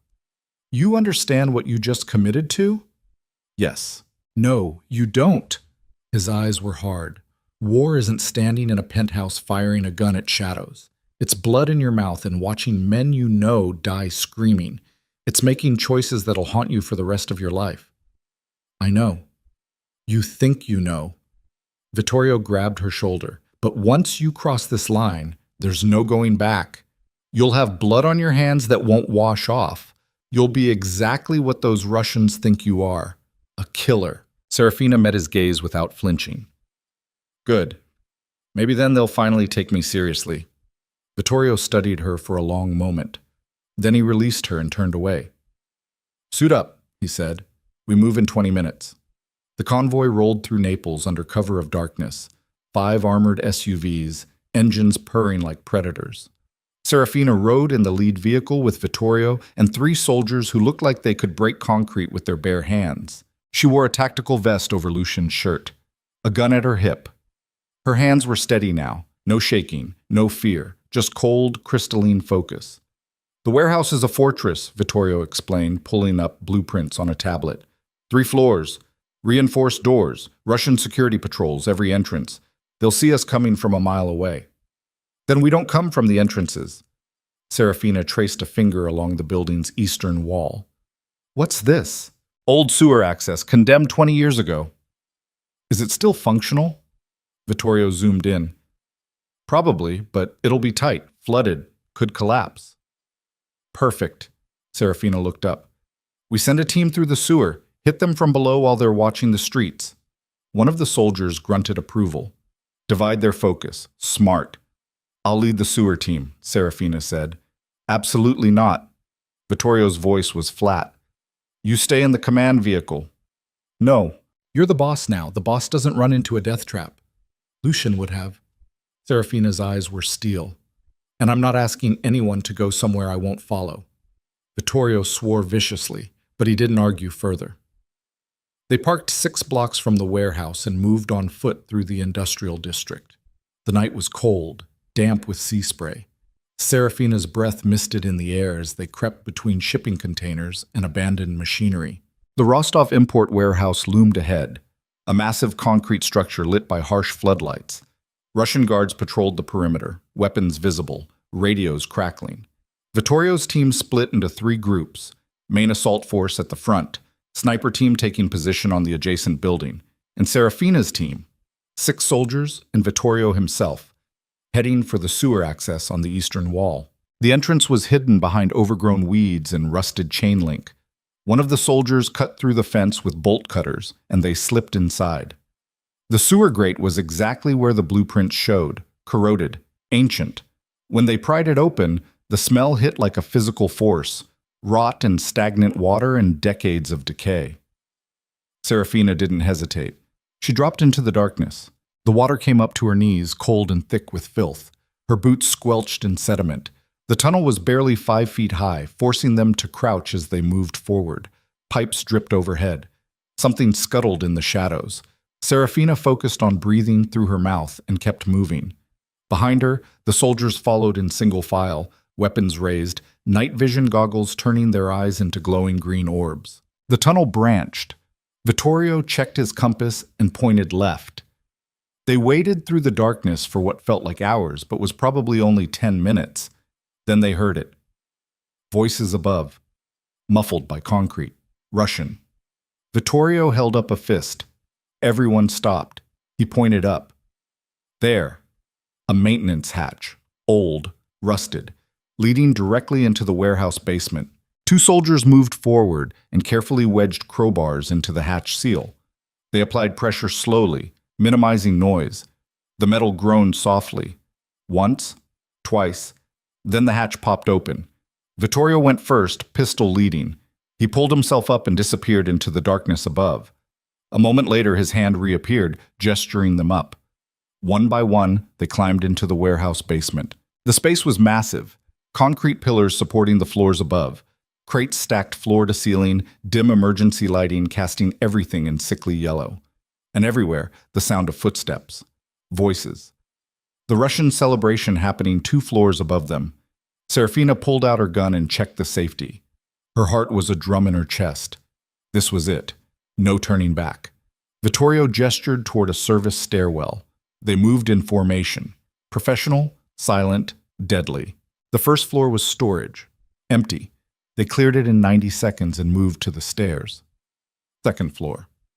The voices got louder. Music, laughter, the sounds of men who thought they'd already won. Serafina pressed herself against the wall beside the stairwell door and listened. At least 20 voices. Maybe more. All Russian. All armed. Vittorio looked at her, raised an eyebrow. Last chance to back out. Serafina shook her head. No. He nodded and pressed his radio. All teams. We're in position. On my mark. The response crackled through. Snipers ready? Assault team ready? Vittorio counted down on his fingers. 3, 2, 1. Go. Chaos erupted. The front entrance exploded inward as Vittorio's assault team blew the doors with shaped charges. Gunfire erupted immediately. Rifles, pistols, the distinctive crack of sniper fire from above.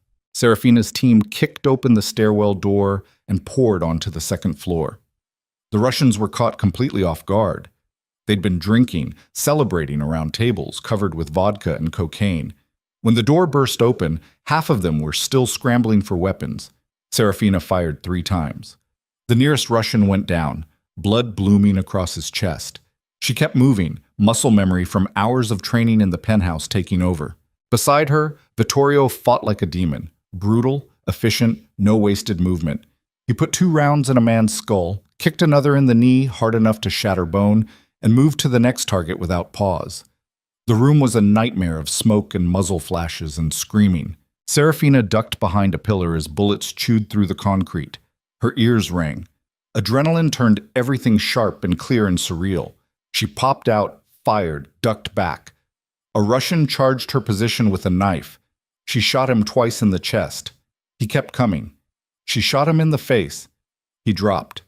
She didn't feel anything. No horror, no remorse. Just cold calculation. Next target. The firefight lasted 3 minutes that felt like 3 hours. When the smoke cleared, 15 Russians were dead or dying. 5 had surrendered. 3 had escaped deeper into the warehouse. Vittorio grabbed one of the survivors by the collar. "Where's Volkov?" The Russian spit in his face. Vittorio shot him in the foot. The man screamed, "Where is Volkov?" "3rd floor," the Russian gasped. "Private office. He's waiting for you, you stupid—" Vittorio shot him again and let him drop. He turned to Serafina, face splattered with blood. "It's a trap." "I know." Serafina reloaded her gun with shaking hands. "We go anyway." They regrouped with the assault team, now down to 28 men. 8 dead, 7 wounded, the cost of 3 minutes of violence. Serafina looked at their faces, young and old, scared and furious, all of them following her into hell because a dead man had told them to. She wouldn't let it be for nothing. "3rd floor," she said. "Volkov's waiting. He wants us to come. So we give him what he wants." They moved up. The 3rd floor was different, clean, corporate. Offices with glass walls and expensive furniture. And at the far end of a long corridor, a single door marked with Cyrillic letters. Every instinct Serafina had screamed, "Trap." But Lucien was dead because she'd hesitated, because she'd let him sacrifice himself on that rooftop. Not this time. She kicked open the door. The office was opulent. Leather chairs, mahogany desk, floor-to-ceiling windows overlooking the bay. And sitting behind the desk, calm as death itself, was Dmitry Volkov. He was older than Serafina expected. Mid-50s, gray hair, expensive suit. He looked more like a banker than a crime lord. Until you saw his eyes, cold, calculating, utterly devoid of mercy. "Miss Vale," Volkov said in accented English. "You're late. I was beginning to think you wouldn't come." Serafina raised her gun. 20 weapons mirrored her movement, all aimed at Volkov's head. He didn't flinch. "You killed Lucien," Serafina said. "No." Volkov smiled. "Your father killed Lucien. I simply provided the explosives." Rage flared white-hot in her chest. She took a step forward. Volkov raised a hand. "Before you pull that trigger, you should know. This building is surrounded by 40 of my men, snipers on every rooftop, armored vehicles blocking the exits. You came here to kill me, but all you've done is trap yourself. Then we all die together." Serafina's finger tightened on the trigger. "Perhaps." Volkov leaned back in his chair. "Or you could listen to my offer. I don't make deals with dead men. Even when the dead man has something you want?" Volkov pressed a button on his desk. A screen descended from the ceiling. Security footage flickered to life. And Serafina's heart stopped, because the footage showed a hospital room, white walls, medical equipment, and in the bed, burned and broken and barely alive, Lucien. "No," she whispered. "The explosion should have killed him," Volkov said conversationally. "But your lover is remarkably difficult to kill. He survived. Barely. My men pulled him from the rubble and brought him to a private facility. The footage showed Lucian's chest rising and falling, shallow, pained, but alive. Alive. You're lying, Serafina said, but her voice cracked. Am I? Volkov zoomed in on Lucian's face. It was destroyed. Burns, lacerations, swelling so severe he was barely recognizable. But it was him. She'd know those scars anywhere. Here's my offer, Volkov continued. You surrender, right now. Your men lay down their weapons, and I give you Lucian, alive, in need of extensive medical care but salvageable. And if we refuse? Volkov pressed another button. On screen, a doctor entered Lucian's room, carrying a syringe. Then I have him killed while you watch. Serafina's world tilted, her gun wavered. Vittorio stepped forward. It's a trick. The footage could be fake. It's not fake. Volkov pulled out his phone and made a call. Doctor, raise the patient's left hand. On screen, the doctor moved to the bed. A moment later, Lucien's bandaged hand lifted weakly into view. Real time. Live feed. Lucian was alive. Serafina's mind raced. If she surrendered, Volkov would have both of them. He'd probably kill them anyway, just slower. But if she didn't surrender, Lucian died right now. She'd watch him die on that screen. No choice. No good options. Just impossible decisions. What do you really want? She asked quietly. The Drakov Empire. Volkov's smile was reptilian. Lucien's accounts. His properties. His connections. Sign everything over to me, and you both walk away. Alive. Free. Rich enough to start over somewhere far from Naples. You expect me to believe you'll just let us go? I expect you to understand I've already won. Volkov gestured at the screen. Lucien is destroyed. You're surrounded. Your organization is shattered. Taking your lives accomplishes nothing, but taking the empire. His eyes glittered. That's a prize worth the trouble. Serafina looked at Vittorio. The old soldier's face was stone, but his eyes said everything. It's your call. She looked at the screen, at Lucien fighting for every breath. She'd told him she loved him on that rooftop, told him she'd stay, build a life in his world. But that world was built on blood and violence and choices that destroyed souls. Was she really willing to trade an empire for his life? The answer came instantly. Yes. I'll sign, Serafina said. No! Vittorio grabbed her arm. You can't. He dies if I don't. Serafina pulled free. Bring me the contracts. Volkov produced papers from his desk drawer, already prepared. He'd known she'd choose Lucian, known she'd give up everything. Serafina took the pen with shaking hands, and in that moment, standing in the enemy's office with a gun to her head and the man she loved dying on screen, she understood something Lucian had tried to tell her from the beginning. Power wasn't about strength. It was about what you were willing to sacrifice. She signed the first page, then the second, each signature transferring billions in assets, properties, businesses, everything Lucian had built, gone. Volkov watched with satisfaction. Very good. And now, the screen went black. Volkov frowned, pressed buttons. Nothing. What did you do? He demanded. Serafina smiled. It was a terrible smile, cold and sharp as broken glass. I learned from the best, she said quietly.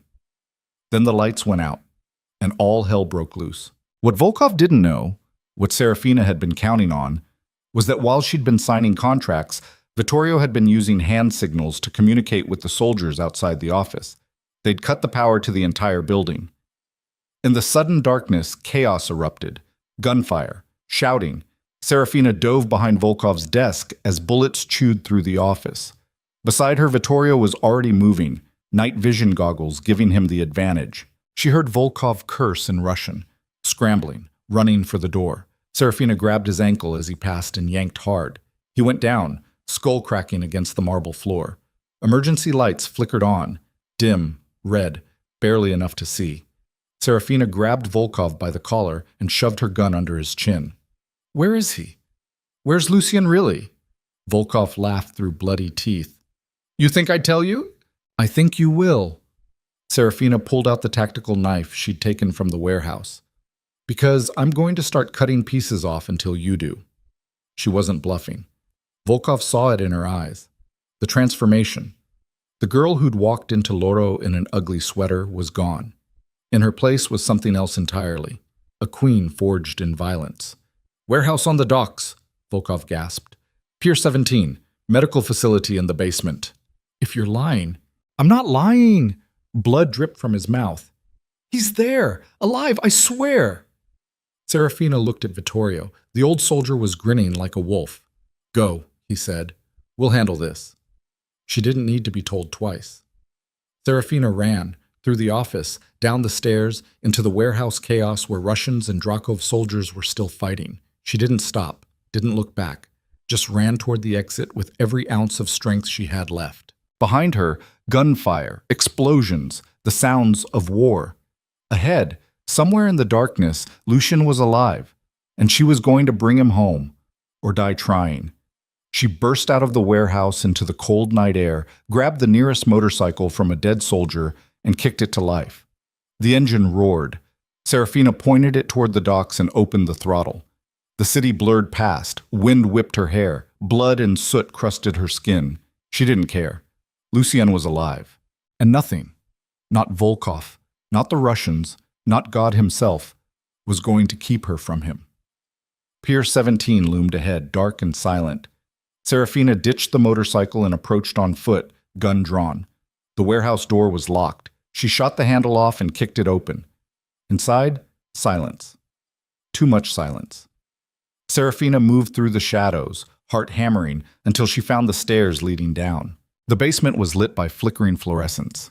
Medical equipment lined the walls. And in the center of the room, on a hospital bed surrounded by monitors, Lucien. He was unconscious, bandaged head to toe. Burns covered half his face, but his chest was rising and falling, alive. Serafina ran to him, dropped her gun, grabbed his hand. "Lucien, Lucien, can you hear me?" His eyes fluttered open, gray and clouded with pain. "Serafina?" His voice was gravel, broken. "I'm here." Tears streamed down her face. "I'm right here." "You came." "Of course I came, you idiot." She pressed her forehead to his. "I told you I wasn't leaving."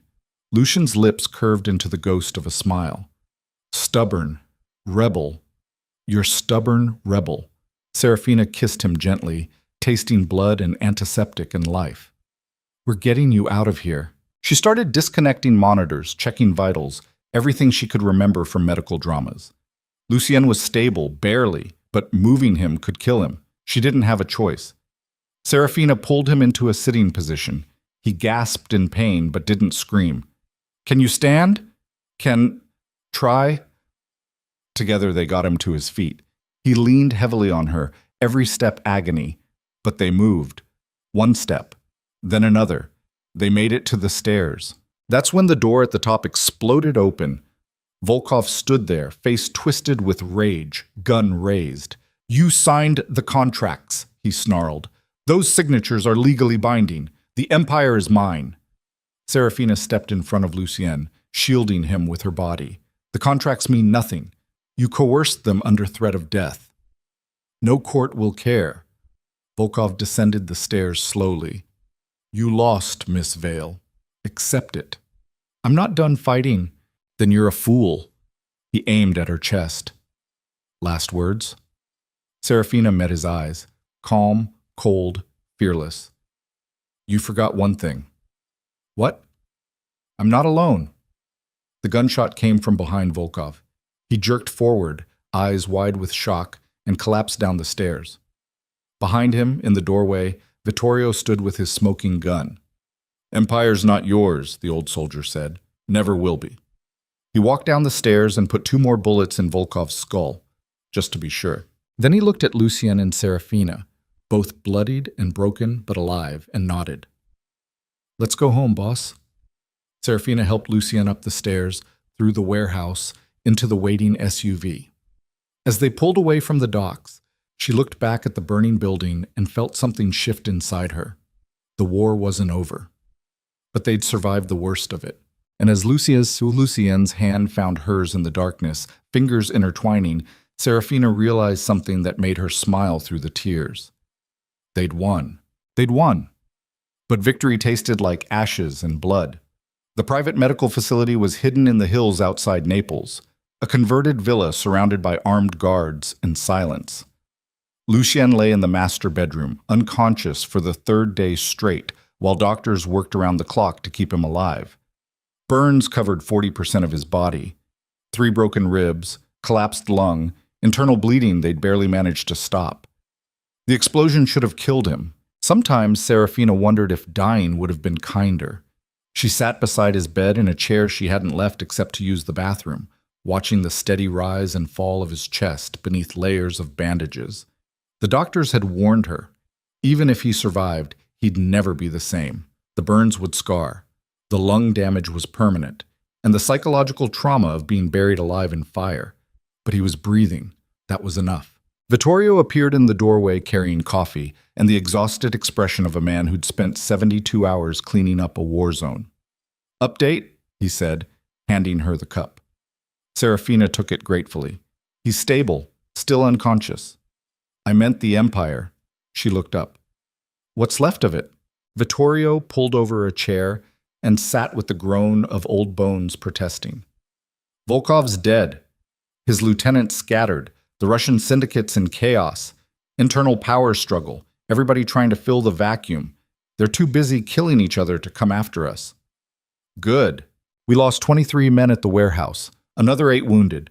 3 dead from the hospital we raided to get medical supplies."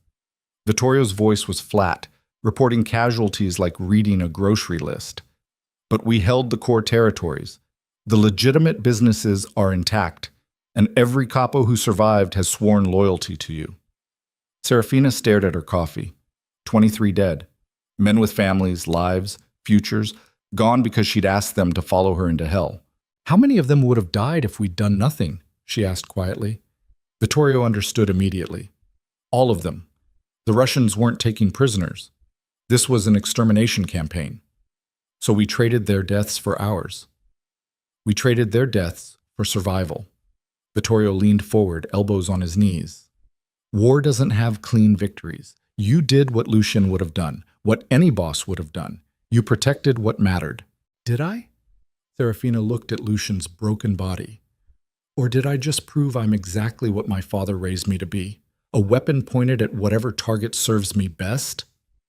"Your father was a coward who sold his daughter to save himself." Vittorio's voice turned hard. "You're a woman who walked into a war zone to save the man she loves. There's a difference." Before Serafina could respond, Lucien's hand twitched. She dropped the coffee cup. It shattered on the marble floor, and grabbed his fingers. "Lucien, can you hear me?" His eyes opened, slowly, painfully. The left one was swollen nearly shut, the right clouded with medication. But they focused on her face. "Serafina." His voice was destroyed, barely a rasp. "You're real." "I'm real." Tears spilled down her cheeks. "I'm right here." "Thought, dream." Each word was agony. "Thought I was dead." "You almost were." She pressed her forehead to his hand, feeling the rough texture of burned skin.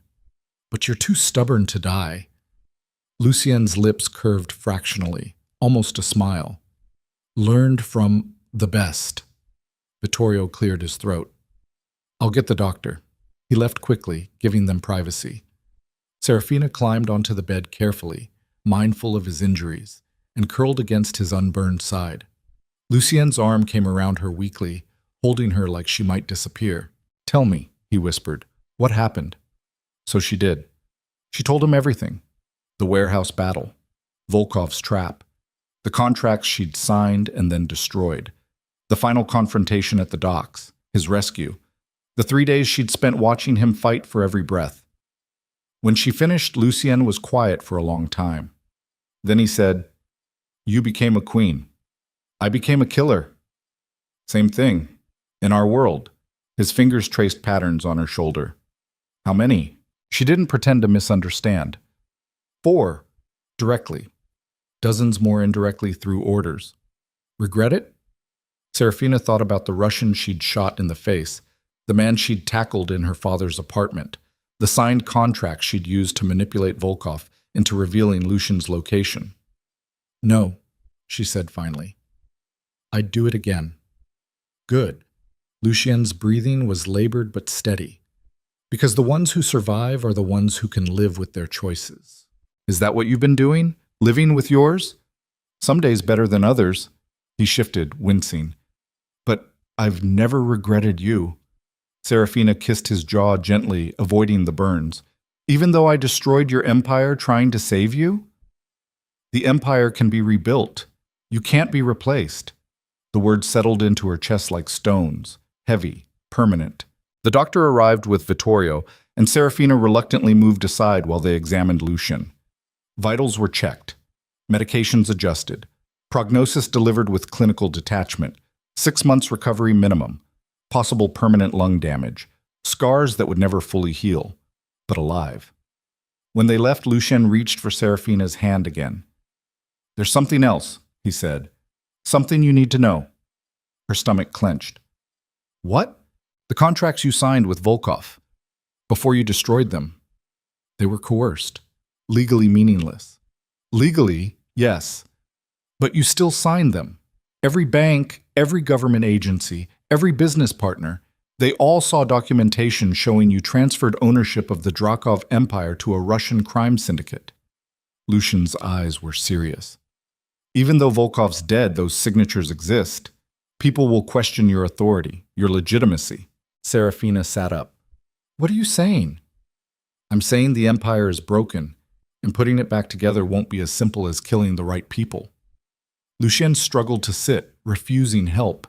You'll spend years fighting legal battles, corruption investigations, rival syndicates who smell weakness. It'll be war, Serafina, just a different kind. Then we fight. No. He cupped her face with his unbandaged hand. You choose, right now, before you're in too deep to walk away. I already made my choice. You made it under duress, in a war zone with a gun to your head. Lucien's thumb traced her cheekbone. Now you make it again, knowing exactly what it costs. Serafina pulled back. What are you doing? Giving you freedom. His voice was gentle but unyielding. The contract your father signed is void. Volkov's dead. The immediate threat is gone. You can walk away, take money from my accounts, enough to live comfortably anywhere in the world. Start over. Build a life that isn't soaked in blood. Without you. With or without me, your choice. Serafina stood and walked to the window. Outside, the hills rolled down toward Naples, the city glittering in the distance like a jewel box full of broken glass. Somewhere down there, men were still fighting over territory, still killing each other for power, still playing games where human lives were currency. She'd been part of that game for less than a week, and she'd become a killer. When I was hiding in that ugly sweater, she said quietly, I used to dream about escaping. Going somewhere no one knew my name, starting fresh. She pressed her palm against the cool glass. But those dreams were always empty, because I was running from something instead of running toward it. She turned back to Lucien. You asked me what I wanted, that first night at Loro, and I couldn't answer because I'd spent so long not wanting anything that I'd forgotten how. Serafina crossed the room and sat on the edge of the bed. But I know now. I want to build something that matters, something my father could never destroy, something that proves invisible girls can become queens.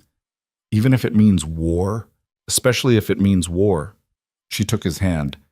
Because the alternative is going back to being invisible, and I'd rather die fighting than disappear again. Lucien searched her face for a long moment. Then he smiled, painful, exhausted, proud. Then we rebuild. Together. Together, Serafina agreed, and she meant it.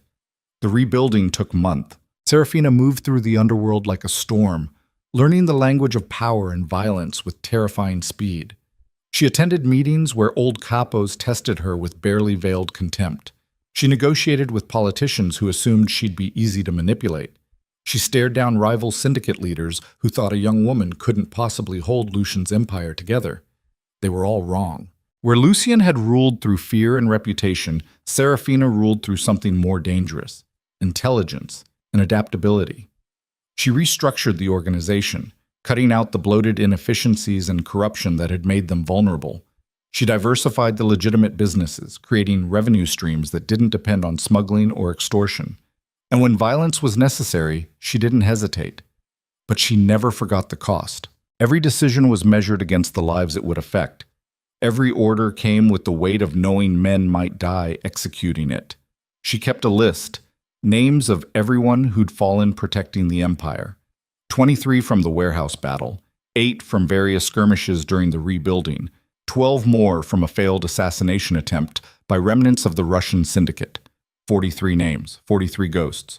She read the list every morning, reminded herself what power cost. Lucien recovered slowly. The burns healed into twisted scars that mapped his torso like a topographical chart of hell. His lung never fully recovered. He tired easily, couldn't run anymore, slept sitting up most nights to breathe properly. The psychological damage was harder to quantify. Nightmares, flashbacks, moments where he'd wake screaming about being buried alive. But he survived. And together they transformed the Drakov Empire into something new. 6 months after the warehouse battle, they stood on the balcony of the rebuilt penthouse overlooking Naples. The city sparkled below them, lights reflecting off the bay, Vesuvius looming in the distance, the maze of streets where their war had been fought. "I never thanked you," Lucien said quietly. Serafina leaned against the railing. "For what?" "For choosing this." He gestured at the city. "For choosing me. You gave me a choice. That's more than anyone else ever did." "Your father—" "My father is dead." Serafina's voice was flat. "And I don't mourn him." They stood in silence for a moment. Then Serafina said, "I went to his grave yesterday." Lucien looked at her sharply. "Why?" "Because I needed to say something." She stared out at the city. "I stood there looking at that cheap headstone. Nobody came to his funeral except the priest we paid, and I tried to feel something, anger, grief, anything." "What did you feel?" "Nothing." Serafina's hands clenched on the railing. "Just emptiness, like he'd already been dead to me long before the Russians killed him." "That's not unusual. After what he did, it's not what he did." She turned to face Lucien. "It's what I've become because of it. I look at his grave and I can't even remember what it felt like to be that girl in the ugly sweater. That version of me is gone, dead, buried under all the choices I've made since." Lucien pulled her close, careful of his still healing ribs. "Do you regret it? Becoming this?" Serafina pressed her face against his chest and listened to his damaged lungs working. "Sometimes. Late at night when I'm reading the list of names, when I see the widows of men who died on my orders, when I remember that I'm responsible for all of it. But then I remember what invisibility felt like, how small I was, how powerless." She looked up at him. "And I realize I'd rather carry the weight of these choices than go back to carrying nothing at all." Lucien kissed her forehead. "That's the difference between a boss and a victim. Bosses carry weight, victims get crushed by it." "Which one are you?" He laughed softly, a sound that still hurt his damaged lung. "I'm a survivor who's learning to be something better, thanks to you." Serafina pulled back. "There's something I want to do, something I need your help with." "Anything." She took a breath. "I want to start a foundation, using the legitimate business profits, for kids whose parents destroy them through addiction or debt or violence. Give them options, education, support, a chance to be something other than invisible." Lucien studied her face. "You want to save the people you used to be. I want to prove that damage doesn't have to be permanent." Serafina's eyes were fierce. "That broken things can be rebuilt into something stronger. It'll be expensive, complicated. People will question why a crime boss is running a charity." "Let them question," Serafina smiled. "I'm good at making people regret underestimating me." Lucien laughed again, genuine this time, despite the pain. "Yes, you are." The foundation launched 3 months later. They called it the Veil Foundation, using Serafina's family name instead of Drakov's. It was deliberate, a reclamation of something her father had tried to destroy. The first facility opened in the poorest district of Naples, offering after-school programs, counseling, and scholarships. The cynics called it money laundering. The politicians called it publicity. The rival syndicates called it weakness. The kids called it hope. Serafina spent 2 afternoons a week at the facility, working with teenagers who reminded her painfully of her younger self. Angry, scared, desperate to be seen. She saw them. One girl in particular, 17, covered in bruises from a father who drank himself violent every night, reminded Serafina so much of her past that it hurt to look at her. "Why do you care?" the girl asked during a counseling session. "You're rich, powerful. What do you know about being invisible?" Serafina pulled up her sleeve, showing the scars from the warehouse battle. Then she unbuttoned her collar, revealing the faint mark where a Russian had tried to strangle her during the penthouse attack. "I know that invisible doesn't mean powerless," she said quietly. "I know that the world tries to break girls like us because it's easier than letting us become dangerous.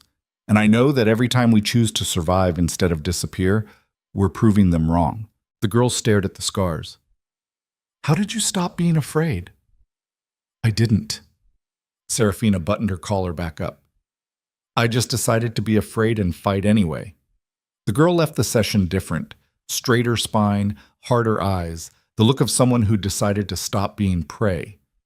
Serafina recognized it immediately. She'd worn that same look walking out of Loro 6 months ago. The empire stabilized, slowly, painfully. But it stabilized.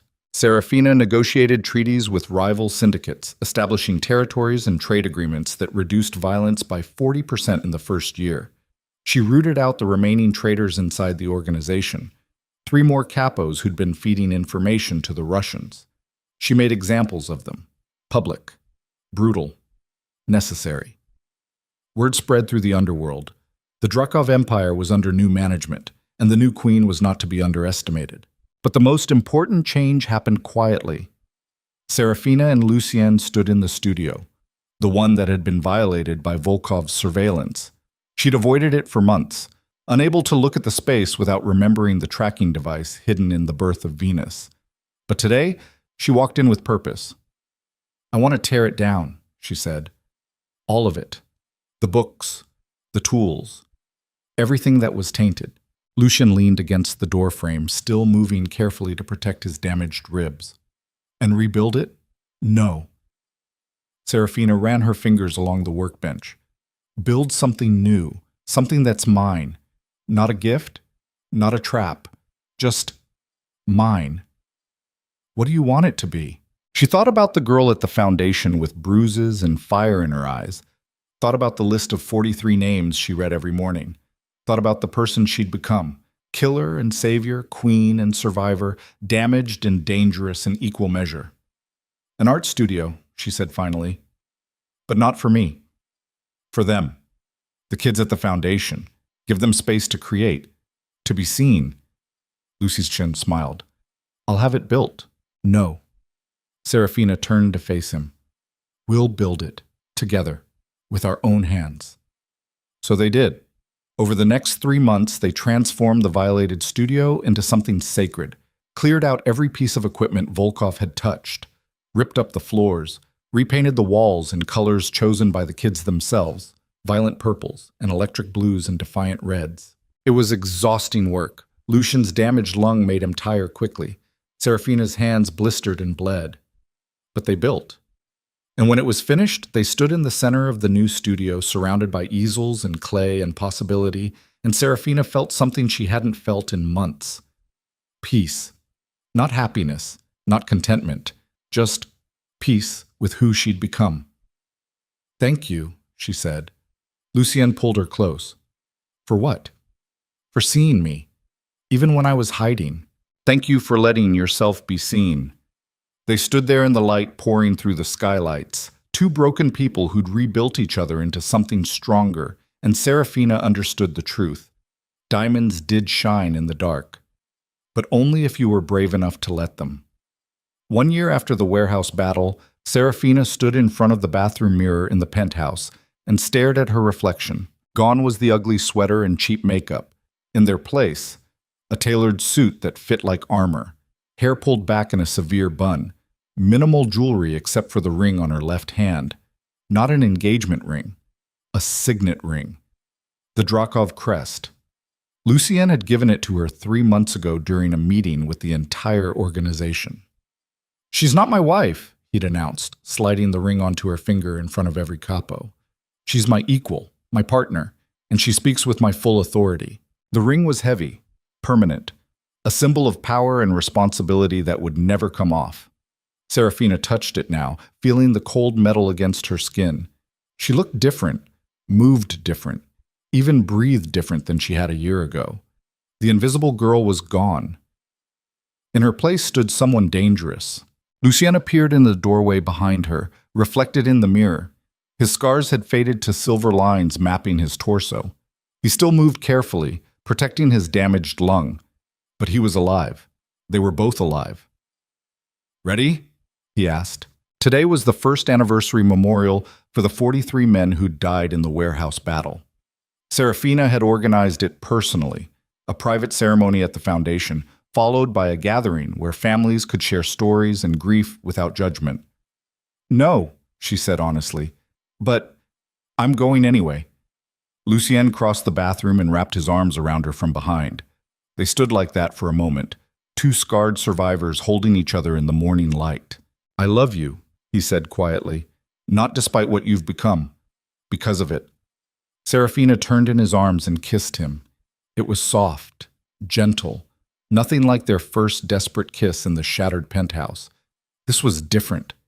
This was chosen. "I love you too," she whispered against his mouth, "even though you turned me into a monster." "You were never a monster." Lucien pulled back just enough to meet her eyes.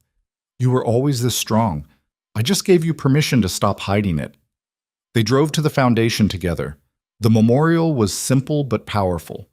43 candles arranged in a semicircle, families standing in quiet grief. Serafina read each name aloud, voice steady, refusing to let shame or guilt make her falter. These men had died following her orders. The least she could do was remember them. When the ceremony ended, an older woman approached. Serafina recognized her, wife of one of the soldiers who died at the docks. "Mrs. Castellano," Serafina said quietly, "I'm so sorry for your loss." The woman looked at her for a long moment. Then she said, "My husband told me about you, the night before he died. He said you were different, said you actually cared whether we lived or died." Serafina's throat tightened. "I did. I do. I know." Mrs. Castellano's eyes were red from crying, but clear. "That's why I wanted to thank you." "Thank me?" Serafina stared. "I got your husband killed." "No, the Russians killed my husband. You gave him a chance to fight for something that mattered." The woman reached out and squeezed Serafina's hand. "He died protecting you, protecting this, and he was proud to do it." She walked away before Serafina could respond. Lucien appeared at her side. "You okay?" "I don't know." Serafina stared at the candles burning low. "How do you carry this? The weight of all these deaths?" "Carefully." Lucien took her hand. "And never alone." They stayed until the last candle burned out. Then they went home. 2 years after Serafina walked into Loro in an ugly sweater, the Drakov Empire was unrecognizable. Legitimate businesses now outpaced illegal revenue. The foundation had expanded to 3 facilities across southern Italy. Violence in their territories had dropped to historic lows. And Serafina Vale, once invisible, once prey, sat at the head of a conference table surrounded by capos, who would die on her order without question. She'd become exactly what Lucien had seen hiding beneath cheap makeup that first night, a queen. But she'd paid for the crown in blood and sleepless nights, and the names of 43 dead men she carried like stones in her chest. Worth it? She wasn't sure, but she was still standing. That evening, Serafina and Lucien stood on the penthouse balcony, watching the sunset paint Naples in shades of gold and crimson. His arm was around her shoulders. Her head rested against his scarred chest. "Do you ever regret it?" she asked. "Meeting me. Starting all of this." "Never. Even when you almost died?" "Especially then." Lucien pressed a kiss to her hair. "Because dying meant something. Most people in our world die for nothing. Wrong place, wrong time, wrong enemies. But I almost died protecting you, and that made it worth it." Serafina turned to look up at him. You're insane. Probably, he smiled. But so are you. She couldn't argue with that. They stood in silence as the sun sank below the horizon and the city lights flickered to life below them. Somewhere down there, people were living normal lives, going to normal jobs, having normal problems. Serafina didn't envy them. She'd been normal once, invisible, safe, and it had nearly destroyed her. I have something for you, Lucian said suddenly. He pulled a small box from his pocket and handed it to her. Serafina opened it carefully. Inside was a key. What's this? The deed to your father's old apartment building. Lucian's eyes were serious. I bought it 6 months ago. Renovated the entire structure. It's yours now. Do whatever you want with it. Serafina stared at the key. That cramped apartment where her father had screamed at her, where she'd painted herself ugly to escape a marriage contract, where the old version of herself had died piece by piece. Why? She whispered. Because some ghosts need to be exorcised. Lucienne closed her fingers around the key. Burn it down. Turn it into housing for the foundation. Sell it. Whatever gives you peace. Serafina thought about it for exactly 3 seconds. I'm turning it into an art school, she said. For kids who think they're invisible. Show them they're not. Lucian smiled. Perfect. 3 months later, the school opened. Serafina cut the ribbon herself, standing in front of the building where she'd once hidden from the world, and felt something crack open in her chest. Not grief, not rage. Freedom. She was free. Free from her father's shadow. Free from the girl who'd been too afraid to want anything. Free from the lie that invisible meant powerless. The students poured into the building, angry kids with bruises and fire in their eyes. And Serafina saw herself in every single one of them. She'd been exactly where they were. And she'd survived. So would they. 5 years after the warehouse battle, Serafina stood in the rebuilt studio at the foundation watching a teenage girl sculpt clay with intense focus. The girl's name was Elena. 17. Father in prison. Mother dead from an overdose. Angry at the world and everyone in it. She reminded Serafina of herself so much it hurt. You're good at this, Serafina said quietly. Elena didn't look up. Thanks. You could go to art school. I can help with applications, scholarships. Why would you help me? Because someone once gave me permission to stop hiding, and it saved my life. Elena finally looked up. You really believe that? That broken things can be fixed? Serafina touched the scar on her collarbone. Barely visible now, but still there. Permanent. A reminder of the night she'd chosen to fight instead of flee. I believe broken things can become something stronger than they were before, she said, but only if you're brave enough to rebuild. Elena studied her face. What were you before? Invisible. And now? Serafina smiled. Dangerous. Elena went back to her sculpture, but something in her expression had changed. Lighter, more hopeful. Serafina left the studio and found Lucian waiting in the hallway. His breathing was still labored on stairs, but he'd learned to manage it. They walked together to the penthouse overlooking the city that had tried to destroy them both. How much longer do you think we have? Serafina asked as they stood on the balcony watching the stars emerge over Naples. Lucian knew what she meant. How long before the Empire turned on them? Before rivals saw weakness? Before the violence that had given them power finally consumed them? Long enough, he said. Long enough to build something that outlasts us. The foundation? You. He turned to face her. You're what outlasts us, Serafina. Every kid you save, every girl you teach to stop being invisible. That's the empire that matters. Serafina looked out at the glittering city and thought about the invisible girl in the ugly sweater who'd walked into Loro 5 years ago. That girl had wanted to escape. But this woman, scarred and dangerous and powerful, didn't want to escape anymore. She wanted to transform the world that had tried to break her. And she was doing it, one invisible kid at a time. Thank you, she said quietly. For what? For seeing diamonds in the dark. Serafina turned and kissed him. Even when everyone else just saw mud. Lucian pulled her close, and they stood together on the balcony overlooking their empire. Built from violence and redeemed through choice. and knew that whatever came next, they'd face it the same way they'd faced everything else. Together, scarred but surviving, broken but rebuilt, no longer hiding, never invisible again. And somewhere in the city below, in a small art studio filled with angry kids and possibility, a 17-year-old girl named Elena finished her sculpture and realized for the first time that maybe, just maybe, she didn't have to disappear to survive. She could fight instead, just like the dangerous woman with kind eyes had taught her. The monster hadn't wanted to cage the girl. He'd wanted to set her free, and in freeing her, he'd found his own redemption. That was the truth Serafina understood now, standing in the ruins and reconstruction of the empire they'd built together. Power wasn't about control. It was about choice. And she'd chosen to become dangerous not for revenge or wealth or an empire, but for every invisible girl who needed permission to stop hiding. That was worth every scar, every name on the list, every nightmare and sacrifice and impossible decision. Because diamonds didn't shine in the dark by accident. They shone because someone was brave enough to see them. And once seen, once truly seen, they could never be buried again. The end, but also the beginning, because invisible girls were becoming dangerous all across the city, and the empire Serafina Vale had built from ashes would outlast them all.